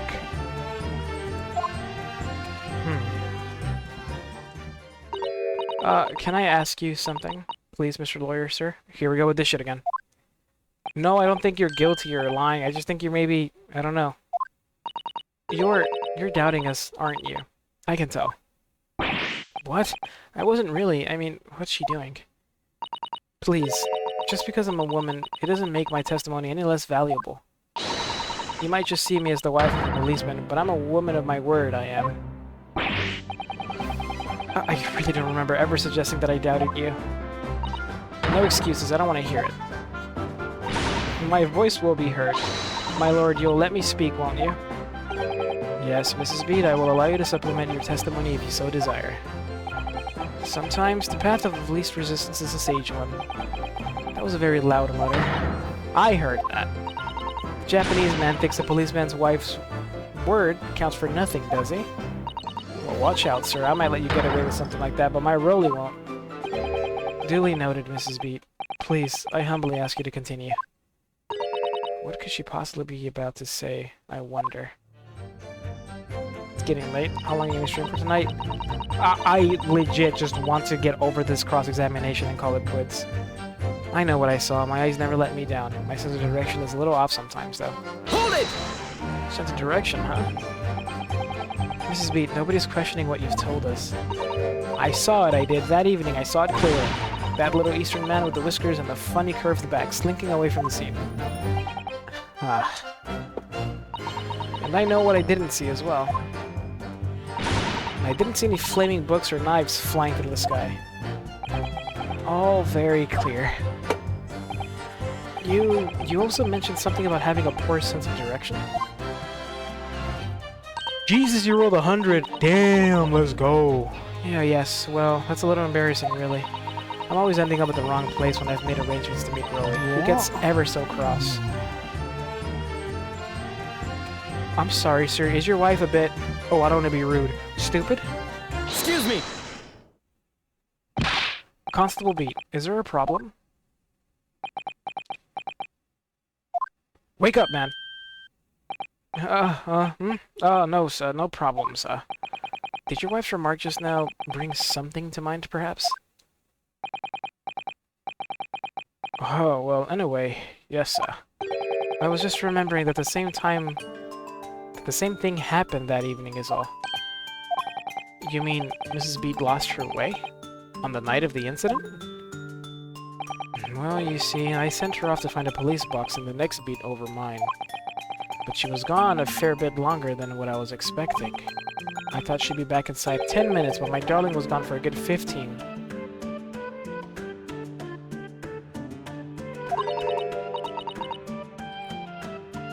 No, really, you're such a tease. The reason I was so long was because of the bouquet, silly.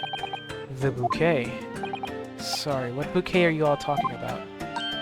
Oh, it was a present for our wedding anniversary. Rolly's so romantic. He saved up for with farthings and halfpennies he found in the gutter while doing his rounds. Yeah, how romantic. I'd forgotten all about it until just now. Had you, my darling? Ah! Oh, yes. But that was just between us. No talking about it to anyone else, darling. You have to promise. Really? What the fuck was that about? Why are they being shady? Yeah, dude, I've often gone between Greatsword and Hammer myself, man. Constable Beat looked very obviously troubled during that exchange. He spoke clearly. I'm afraid I can't offer any useful insight, Mr. Naruto. But I'm quite sure of one thing. We have to ask Mrs. Beat about the bouquet.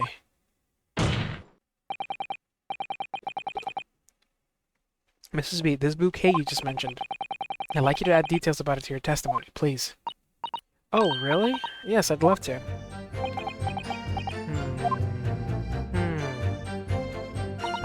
What happened was, I dropped the bouquet and ended up losing my way for a while. Hold it! Really? You mean you dropped the bouquet at the scene of the crime? Yeah, that's right. I was so upset. When we ran over and saw it was a woman with a knife in her back, I was so shocked I dropped the bouquet Rolly gave me. It was in a dark spot where the streetlights weren't casting any light, so I didn't notice at first. And then, you went to the police box to report it to the policeman whose beat it was on? Yes, and I came back to the scene together with the other constable, you see. That's when I spotted my bouquet again, but the funny thing was, when I went to pick it up, it was nowhere near the victim's body at all. In case you need reminding, Mrs. Beat, the victim is not deceased. I was all flustered for a moment before I heard a voice calling me from the other side of the road. Your husband, presumably. That's right. Silly me had gone over to the wrong side of the street. Although, I'm going to blame the bouquet this time.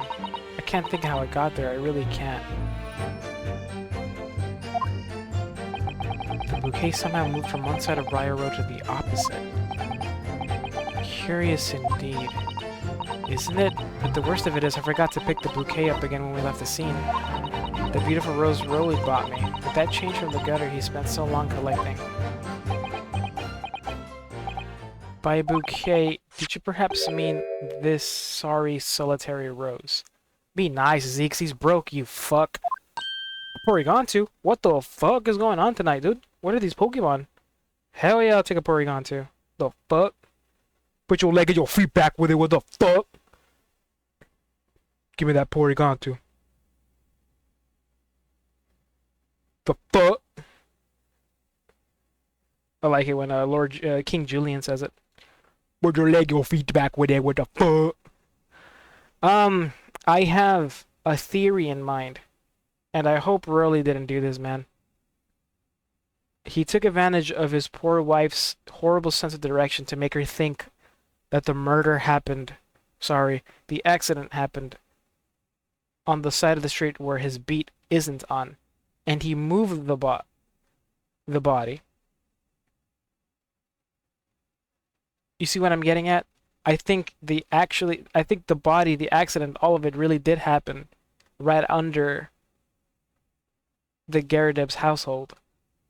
And this dude moved the body to the other side of the street so that he didn't have to investigate it and ruin his anniversary meal. Oh yes, that's it. That's the bouquet Rolly bought me for our anniversary, with old bits of change he found in the gutter. Maybe just call it a rose. Tell us, Lord Van Zieks, where did you come by the flower? According to the report by the police officer in charge of the crime scene investigation, it was found on the edge of the pavement in front of the Gyarados household. I fucking knew it. In front of the Gyarados house. Although I wasn't noticed until the morning, as it lay where the street lamps cast no light. It was believed to be of no relevance to the case, since it was found on the opposite side of the thoroughfare. Can I have it back now, please? No. I think for good measure, this rose should be added to the court record as evidence.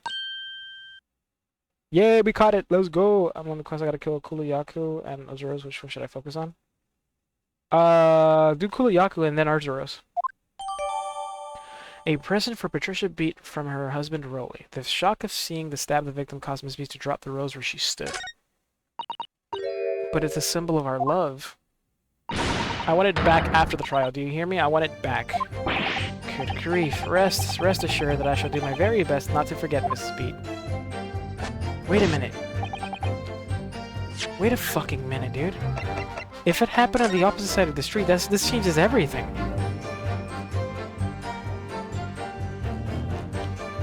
It happened here. The knife and the book could have fallen out of the window.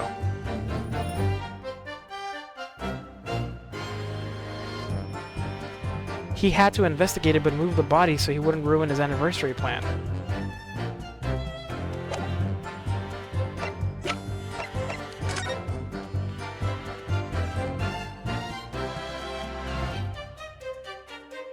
It's definitely a rose. It's a huge-ass rose, too. What is this?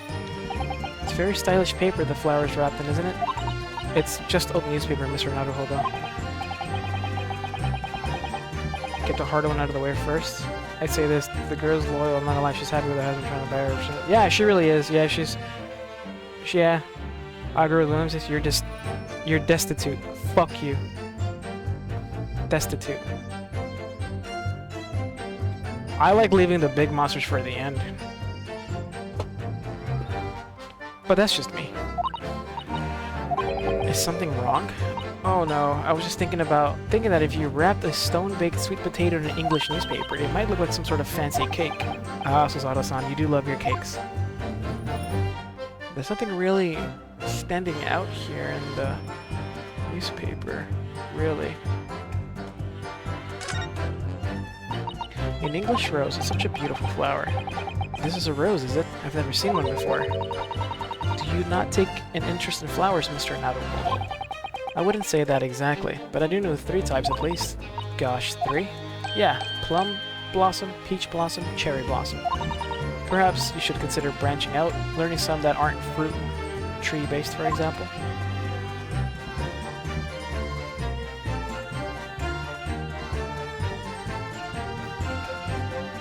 Yeah, this is just a regular old flower.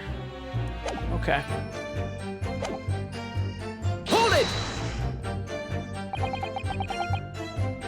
Nothing to report.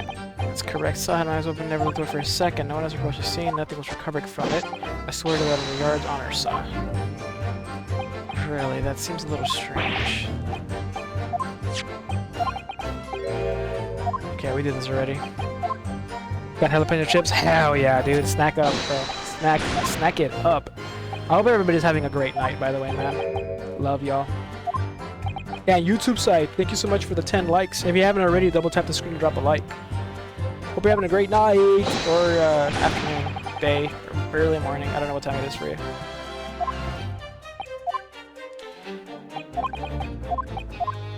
So she dropped the bouquet where she found the body. And yet, it was found on the opposite side of the road.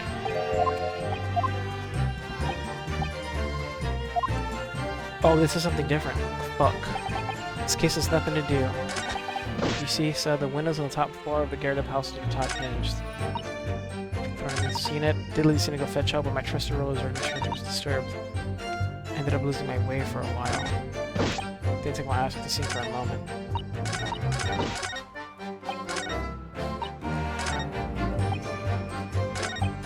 This has nothing to do with Mr. Murder, believe me, little Bobby's good for his word.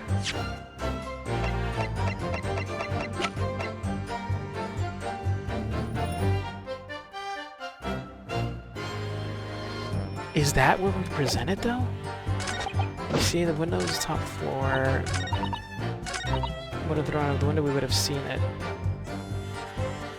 Hold it! Did I ever press this? I don't think I pressed this. You think she's lying? No, she's not lying. You know who's fucking lying? Rolly. I think he's lying. According to my notes here, the sun had gone down already and it was dark. Oh, but Rolly and I were strolling along, gazing at the night sky and looking for our lucky star. The star that will guide us to eternal happiness. and it guided you to an answer to the question. If a flaming book had cut across the sky in front of us, it would have lit up like a shooting star. And if I'd seen a shooting star, I would have made a wish upon it. Let Rolly be an inspector, I would have said. 3 times at least.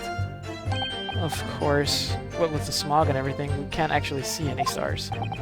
In short, are you trying to say that neither a book nor a knife crossed the sky before you? Yes, sir, that is correct, sir. And as sure as the night sky in London is starless. It certainly seems that they're telling the truth. And then we saw the poor woman fall to the ground, so we ran straight over to help her.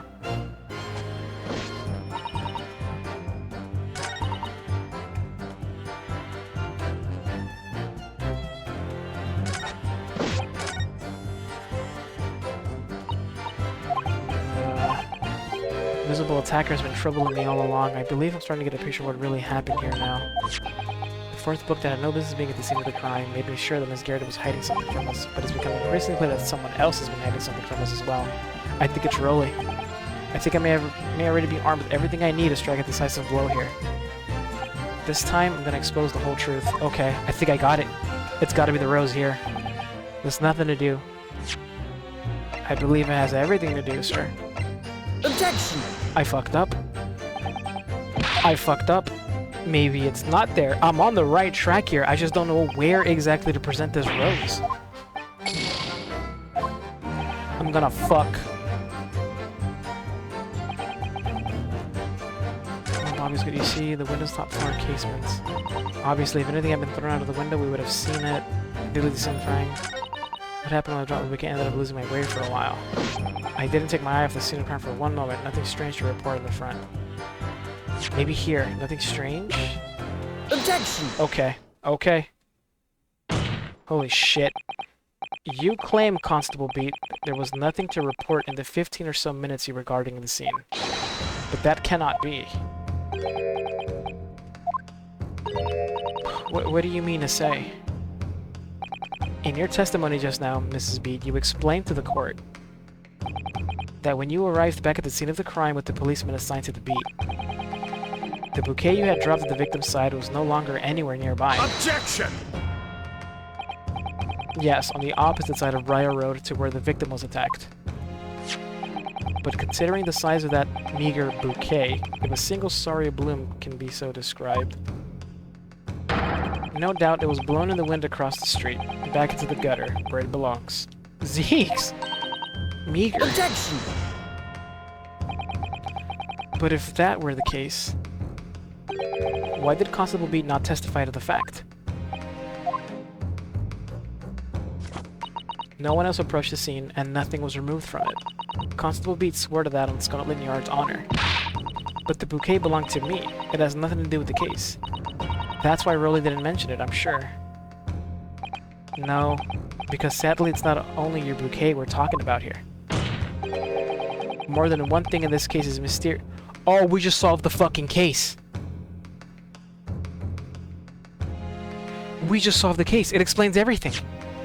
This dumbass, it was Rolly. It was another accident. He moved the body, he moved everything.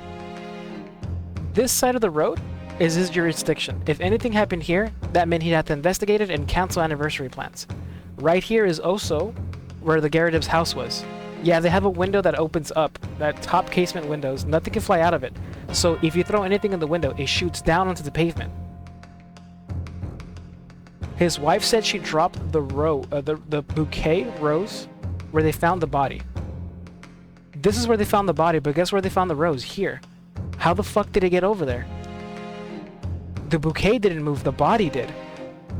And when Rolly was moving the body, he saw all the books and thought it was hers and placed it in her hand. That's how the burning book landed in her hand. The maid did throw the fucking knife out the window and land in her back. He moved the body and tampered with evidence because he didn't want to investigate shit and cancel his anniversary plans.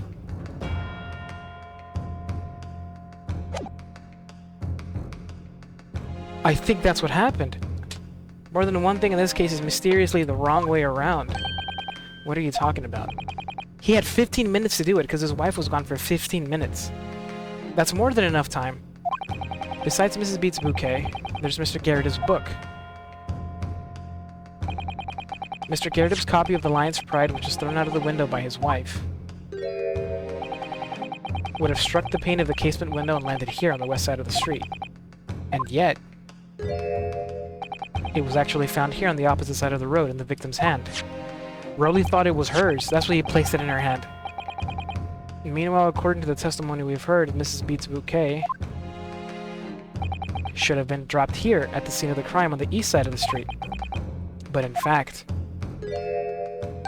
it was actually found here on the opposite side of the road in front of Mr. and Mrs. Garrett's house. There's no logical explanation for those things, unless somebody deliberately moved them. It was Rowley. Fuck! That's the case! What are you trying to say? The way you're talking, it sounds like you think my Rowley's done something wrong. Oh. Patricia, he did. He did it in the name of love, though. Don't you listen to a word that scrawny lawyer says. Wittering on about books and bouquets. Why should we care? It's nitpicking, that's what it is. Oh good, Mrs. Garrett's come around. You might call it nitpicking, Mrs. Garrett, but deliberately meddling with the scene of a crime is a criminal offense. It's called, tampering, Mr. Naruhodo. But the person responsible for this tampering cannot admit to it, for a very subtle but compelling reason. Objection! Tampering. You've barely heard the term before. Tell us, my learned friend. Who would possibly have a cause to carry out such an elaborate deception? Rowley. Yeah, there's someone who tampered with the scene of the crime that evening. All the evidence and all the testimony points to that one particular person. Counsel, I must demand that you substantiate this conjecture. Who are you saying is responsible for tampering with the scene of the crime? Rowley, you're in trouble, my boy. Take that! You're in fucking big trouble. You're in trouble. Obviously, there's only one person it could have been. Constable Rowley Beto, it was you. A policeman, a member of the Scotland Yard. What nonsense. Why would my Rowley do something like that? There's no one straighter than my husband. Nobody works more tirelessly for the people of London. Mrs. B, you said in your testimony that your husband asked you to go to a nearby police box to fetch the officer on duty. The 15 minutes that you were absent from the scene is the only opportunity anyone had to tamper with it. You're making it up. It's all nonsense. It's all lies. What about the Japanese man with the whiskers? I bet it was him. He did it. Objection! If that was true, Constable Beat would have seen him do it. Oh. And forgive me for pointing it out, but when you dropped your bouquet, Miss Beat, it was after the defendant had fled the scene. Ah, well... Objection! Oh my god, she believes her man so much. First you make accusations about the landlord and his wife, and now you incriminate a policeman as well. Your accusations lack one very important thing. You claim the crime scene was tampered with. There's only one reason anyone would commit such a reckless crime, to hide something. But that's right, he's right. But my husband and I just happened to be there, that's all. So why would he have anything to hide? It doesn't make sense. You've offered him no motive for this alleged tampering. That's an axiom. And until you do, your accusations are nothing but empty threats. He fucking did it so that he didn't have to lose out. Listen, I get why he did it. Okay. Hell yes, Williams. Get the fucking puffer vision here. Get that puffer vision here, bruh. He did it for her. He wanted to spend his night with her, not fucking investigating a murder on his beat. Almost murder. Really got cute little ears. They're both cute. Very cute little couple. Constable Beat had a very good reason for wanting to tamper with the scene of the crime. That's the key to this entire affair. Mr. Naruhodo, have you managed to solve this mystery? Oh, we fucking did! We solved it! Counsel, you have made a very serious accusation against a London police officer. If you are mistaken, I'm sure I need not point out the reputation as a lawyer will be irrevocably damaged. With that stark warning in mind, you will now explain to the court the motive for this alleged tampering. Wow, bitch, I didn't catch it? Oh. Yes, my lord. Oh, man. Constable Beat's motive for tampering with the crime scene was to hide where the victim fell. I got this shit. Where the victim fell to the ground. This is what this Bobby had to cover up at all costs. What? Where the victim fell? You mean where she was attacked? What are you talking about? We told you at the very start, didn't we? On the pavement of Briar Road, we saw it happen, remember? It was right here, as if anyone didn't already know. That's certainly what everybody's been led to believe. But in fact, that isn't where the victim was stabbed at all. What? What? She's gonna be so pissed at him now.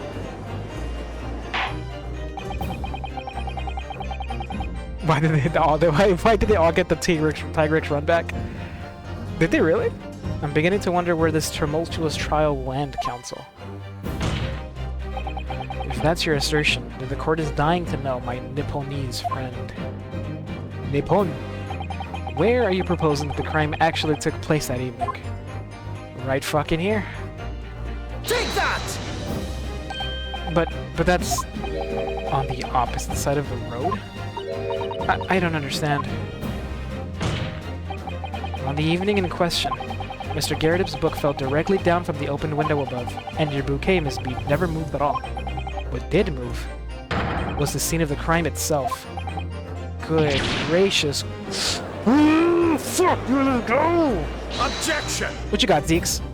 You know I'm on it, bruh. Perhaps you haven't been listening to the ample testimony the court has heard. But these witnesses both saw the moment the attack took place. That's right, I saw it, with my own eyes. It was 5 o'clock in the evening and already dark. There was a typical London fog on the ground. When you saw the incident unfold and ran to the victim's aid. That was actually on the west side of Briar Road. No, that's not true. It can have been. Constable Beat then arranged for you to be absent for a while by sending you for help. And during the 15 minutes you were away, he transplanted the crime scene. He moved all the things shown in this print. The victim herself, the 4 books. He moved everything, in fact, to the pavement on the east side of Briar Road. Extraordinary. Go on, ask me why. Oh, ask me why, please. But the constable overlooked one thing. What? What did he overlook? His gift? The bouquet, I presume. Ah, Zeeks is with us. Exactly. The prosecution told the court just a few moments ago about the discovery of the rose bouquet. Lord Van Zeek said it wasn't noticed until the morning, as it lay where the street lamps cast no light. Yes, it couldn't be seen in the dark, obviously. Which is why it was the only bouquet that was found in its original position on the pavement on the west side of Briar Road. He couldn't move it because he didn't know it was there. And that is the defense's theory about what really happened that evening. How do you respond? Constable Rowley Beat.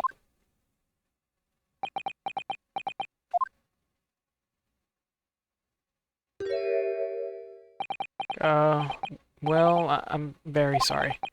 I didn't mean to nod off again, but I haven't slept properly. In a month. Did I miss anything important? Shit, Rowley. Oh, Rowley. Isn't it? It isn't true, is it? What that lawyer said is all lies, isn't it? Oh, I know it is, because you're the most upstanding, righteous man I know. Oh, it hurts. Rowley, just be hey, get it out. I had a dream. A terrible dream. All the things I did that night. Everything come out. Everything exposed. He's sleep-talking. Only, it seems... it wasn't a dream at all. Oh. Good golly. Good golly. Great googly moogly. Oh yeah, Seth, you gotta be careful, man. They start getting crazy. What on earth is the meaning of all this? Oh, Rowley, why? Why would you do something like this? Moving a corpse is a criminal offense, isn't it? Wishing the victim dead should be one, too. Constable, explain yourself. Why would you do this? As a respected member of Scotland Yard, our duty is to protect the good people of London Town. Why does the fucking prosecution always look so goddamn dommy? It's a tradition. Noodles. Every prosecutor in every game, for the most part, with the exception of maybe 1 or 2, are, oh, how do I put this? Hot as fuck. One of them literally whips you. There's one that is literally a dommy mommy. I can't say, so. What? I really am ever so sorry about all of this. For damaging the Yard's reputation. For everything. I have a possible explanation. You love the stupid dramatic show? I love the stupid dramatic game. For why, on that particular evening, Constable Beat felt compelled to move the scene of the crime. Let's give him a motive. I can think of one reason. What? How could you possibly know? You're a foreigner, presuming to understand the mind of a Scotland Yard policeman.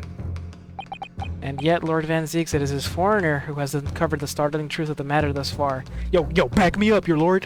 My lord! Back me up! I believe it would be beneficial to the court to hear this extraordinary young lawyer's theory. Oh shit, he's gassing me up! Counsel for the defense, if you please. Yes, my lord. Now then, I think you had better show us some evidence. Play that game next. Give a, oh yeah, it's the whip lady. Yeah, you know who she is, Williams. It's the second game in the main trilogy.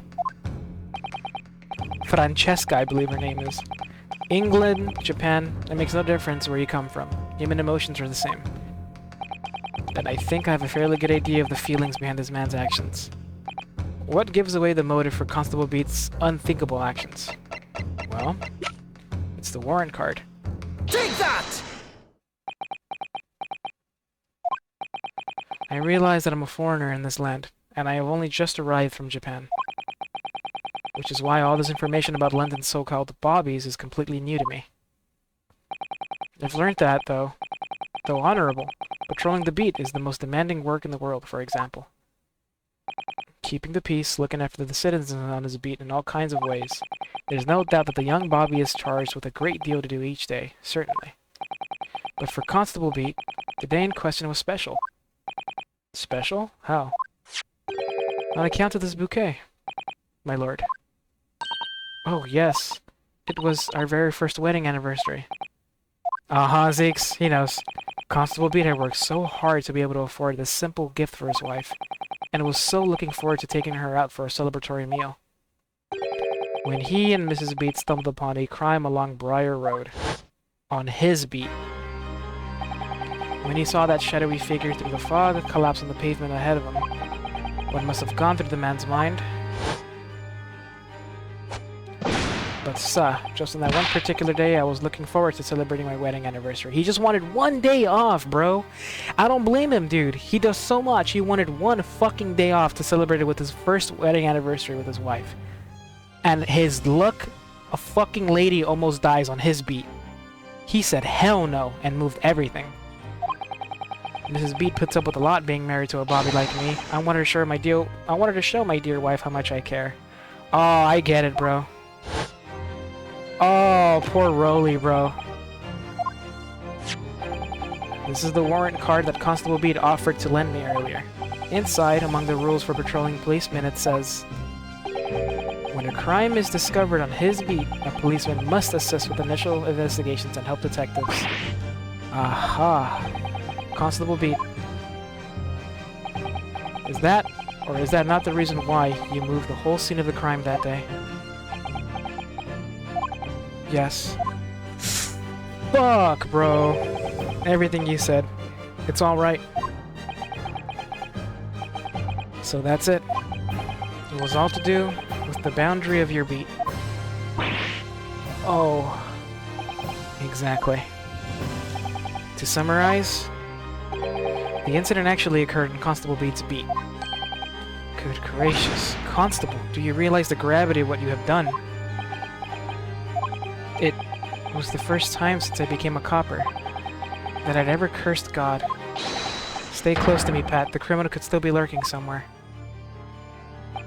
As we ran over to the scene, I had every intention of doing my duty as a police officer. We've got to report this to the station as quickly as possible. But then, it dawned on me. I realized where we were, where the victim was lying, and what that meant for me. When a crime is discovered on his beat, a policeman must assist with initial investigations and help detectives. Why here? Why did this have to happen here? And why tonight of all nights? Yeah, bruh. Why? Fuck, bro. He just moved the... She's not even dead! Give him a slap on the wrist. It's a copper's job to guard the scene of the crime, so... I told Pat she'd have to go to the nearest police box and fetch whoever was on duty there. It was then, when I opened my mouth to speak, It just came out. I couldn't believe the words that were coming out of my own mouth.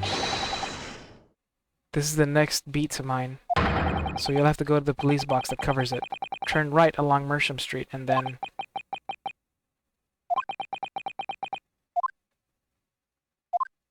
Fuck. You see, this is why I like these cases. This is another case where we, again, feel sorry for the people that actually were in the wrong. Because you get to understand it. If it was like the cases in the other games are like, you're a monster, you fucking killed them, there's no saving you, there's no redemption, go to jail, you fucking dick. Like, this is like, they're all human, you know? I could see myself doing the same shit, bro. Fucking walking 20 miles every day, giving the city all you can. One night, bro, this shit happens? Fuck no, I'm moving it across the street. I'm celebrating tonight with my wife. Oh, he's crying, dude. Oh, I'm so sorry. I'm sorry. Oh, Constable. I just wanted... just that one night to take my Patricia out for dinner. Oh, really? Just that one night. It's not like he fucking... You knew that if the incident was on your beat, your evening of celebration would be ruined. So you decided to move the entire crime scene outside your jurisdiction. Just across the street, to the east pavement of Briar Road, which falls under the neighboring beat's care. You see, I thought... Well, I was sure the victim was dead, you see. I beg your pardon? That's why she keeps calling it a body. Of course you did. Otherwise, Marilla would never have left the poor woman on the freezing cold pavement. I see your meaning now. But God got me back for my sins, didn't he? The capitalized he. Cool. That's why I missed the rose I bought for Pat. Oh no, Rolly, that was all my fault. I should never have dropped it in such a dark place. I'm so sorry, Rolly. She's still about him, bro. And can you tell us, Constable, how many books did you move from one side of the road to the other in total? Huh? Oh, 4. It was. Yes, sir. Definitely 4. 3 of them dropped by Mr. Natsume, and the 4th being the one that fell from the window upstairs in the Garrett household, of course. But what made you place that book in the victim's hand? You thought it belonged to her, when all the others were scattered haphazardly around, I mean. Oh, well, sir, that's because that's how I found it.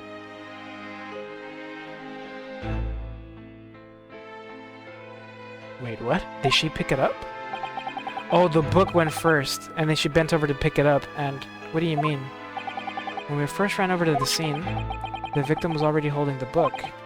So when I moved everything, I made sure it was still in her hand. Oh. You're sure it was this book, The Lion's Pride, that the victim was holding? Yes, sir. No doubt about it, sir. Interesting.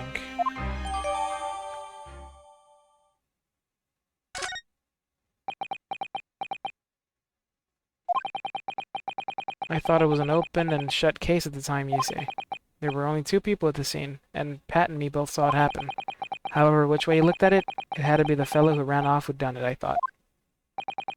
I couldn't see the harm, really. I didn't think moving it all over the road would make a jot of difference. I suppose this is it for me now. I've had it. My lord. Yes, Lord Van Zieks? I believe that concludes the cross-examination of the witnesses. Constable, you may withdraw. Yes, sir. Mr. Prosecutor, sir, what will become of my Rolly? What will happen to him? For now, you are free to go home. The police will contact you in due course. Please, don't punish my husband. This is all my fault. It's because I'm always moaning at him for coming home late. Oh, she's trying to take the blame for him? Leave it now, Pat. Let's go home. I'm tired. Alright then, my love. One last thing, Constable. Sir? Let this be a lesson to you. In a criminal investigation, every detail matters, however insignificant it may seem to you. Yes, sir. Carve that lesson in your mind. And never again make the mistake of tampering with the scene of a crime. Never again. Oh, you mean to say? Leave now. This trial is not yet over. Oh, Oh, good ending. Good ending. Oh, W. Zeeks. You see, he's cool. We've had fucking monster prosecutors. This dude is just doing his job. Really Edgeworth-like. Quite a startling revelation, I must say. Whoever thought of a third party transplanting the entire scene of a crime like that? Good ending for the homie. Yeah, give him the yeah. You know, as soon as they get home. Broly, are you okay? Yes, Pat, what do you want? Oh, heavens. Oh, good heavens. Indeed, my lord. Nevertheless, there are some immutable facts here. Principally, that the accused, Mr. Sasuke Natsume, is the only person who could have possibly committed this crime. Objection! No, bitch. No, I disagree. Now that we know the true scene of the incident, there is someone else. Another person who could be responsible for the knife in the victim's back. Forgive me for being presumptuous, but I believe the prosecution is probably well aware of this possibility already. Lord Van Zeeks, is this true? Very well. Name the person if you will, and if further investigation is warranted, the prosecution has no objection to the trial continuing. Don't worry, I'm ending stream. You will name this other person who could have perpetrated the crime, and I can't even fucking speak. Take that! The defense would once again like to request the cross-examination of a new witness, my lord. Once again. My assistant made the same request earlier. And in order to finally reveal the truth about this case, it's imperative that we cross-examine juror number 4, Mrs. Joan Garadeb. Oh, dearie me. Objection! Get your big ass down here, miss. That request has already been denied. Objection! But the situation is very different now. Mrs. Garadeb, answer me this. What do you want now, you little toad? Bitch. At the time of the incident, you were engaged in a violent argument with your husband, Mr. John Garadeb. In the course of the argument, a minor house fire was ignited, and to clear the smoke from the room, your husband opened a window that looks over Briar Road. Well, what of it? He threw this book at your husband when he was cornered with his back against the window. Upon striking the pane of the open-topped hinged casement window, the book plummeted directly down, finding its way to what we now know to be the true scene of the incident. Yes, and as I said, what of it? During the argument, you were beside yourself with rage. As such, you threw not just books, but anything you could lay your hands on. So, let me ask you one more time, Mrs. Garadeb. This knife, the one removed from the victim's back, have you really never laid eyes on it before?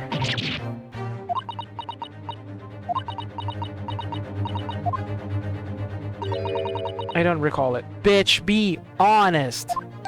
Seriously. Am I supposed to remember everything I picked up and threw at my husband? And anyway, the man over there in all the regalia said members of the jury needn't testify, didn't he? Conveniently, yes. Objection! No, I have no recollection of saying that at all. Juror number 4. Oh, you coming? I'm trying to... How are you rank 99? No, I'm like 650. If you were to do a 24-hour stream of... What would it be like? What game?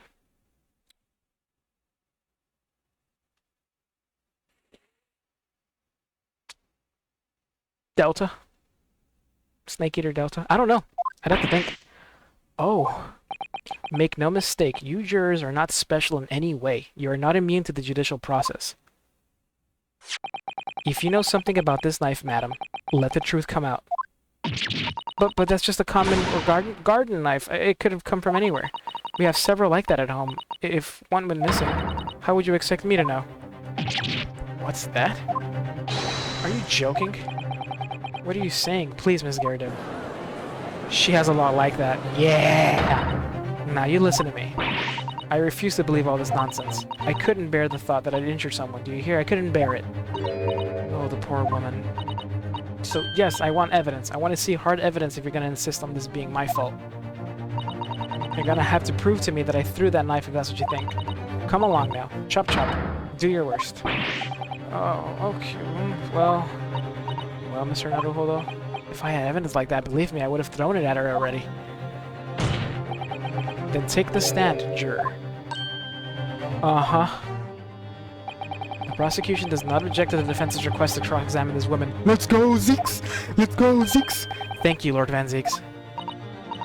I'm gonna have to testify? Yo! Juror number 4. As I'm sure you will appreciate having observed it with your own eyes today. Witness testimony can lead to the most extraordinary truths being unearthed. Truths of which the witnesses themselves may not even have been aware. Oh dearie me. So I demand your full and unadulterated testimony, Mrs. Garadeb. And mark my words, in this court of law today, we shall extract the truth. Do you concur, counsels? Certainly, my lord. Oh, that's what I'm hoping for, my lord. Woo! We're gonna tag team this bitch. Next time. Oh! This is such a strange feeling. For the first time since arriving in this country, it actually feels real.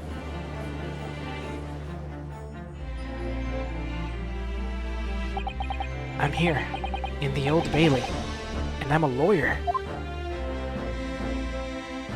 Oh! What up, bitch? Witness, state your name and occupation. That's cool, man. She will state an occupation next time. I don't know how much longer this is gonna be, but I get a feeling this is the home stretch. This is crazy. Next time we play this, we're gonna begin the final case. This is fucking crazy, man. Yeah, I'm gonna take a break, bro. I don't want to blow past. Like, there's one more game after this, right? Where is it at? Right. Look at that. There's one more game after this, bro. We're taking a break, okay? Well, I can't believe we're almost done with the first game. I expected it to be much longer. I'm having so much fucking fun, man. It's great. It's honestly, I'm having a blast. I'm having a blast. Oh, man. Oh yeah, it's late though. It's late, guys. Whew. I'm gonna get some sleep now. Guys, thank you so much for hanging out with me tonight. Thank you for the likes on the YouTube short side. I will be live again tomorrow night. Not sure what I'll be playing. Maybe this, maybe something else. But I will be live again. Thank you guys so much for hanging out with me tonight. Please keep having a great rest of your night, morning, day, afternoon. Whatever time it is for you, please keep having a good one. And I will catch you guys next time. Good night, Seth. Good night, Squilliams. Good night, Noodles. Good night, everybody. Wish me luck with work tomorrow. I work tomorrow for 3 hours. Good luck, Seth. Good luck, Seth. Good luck. Good night, everybody. Good night. Love you all. Good night.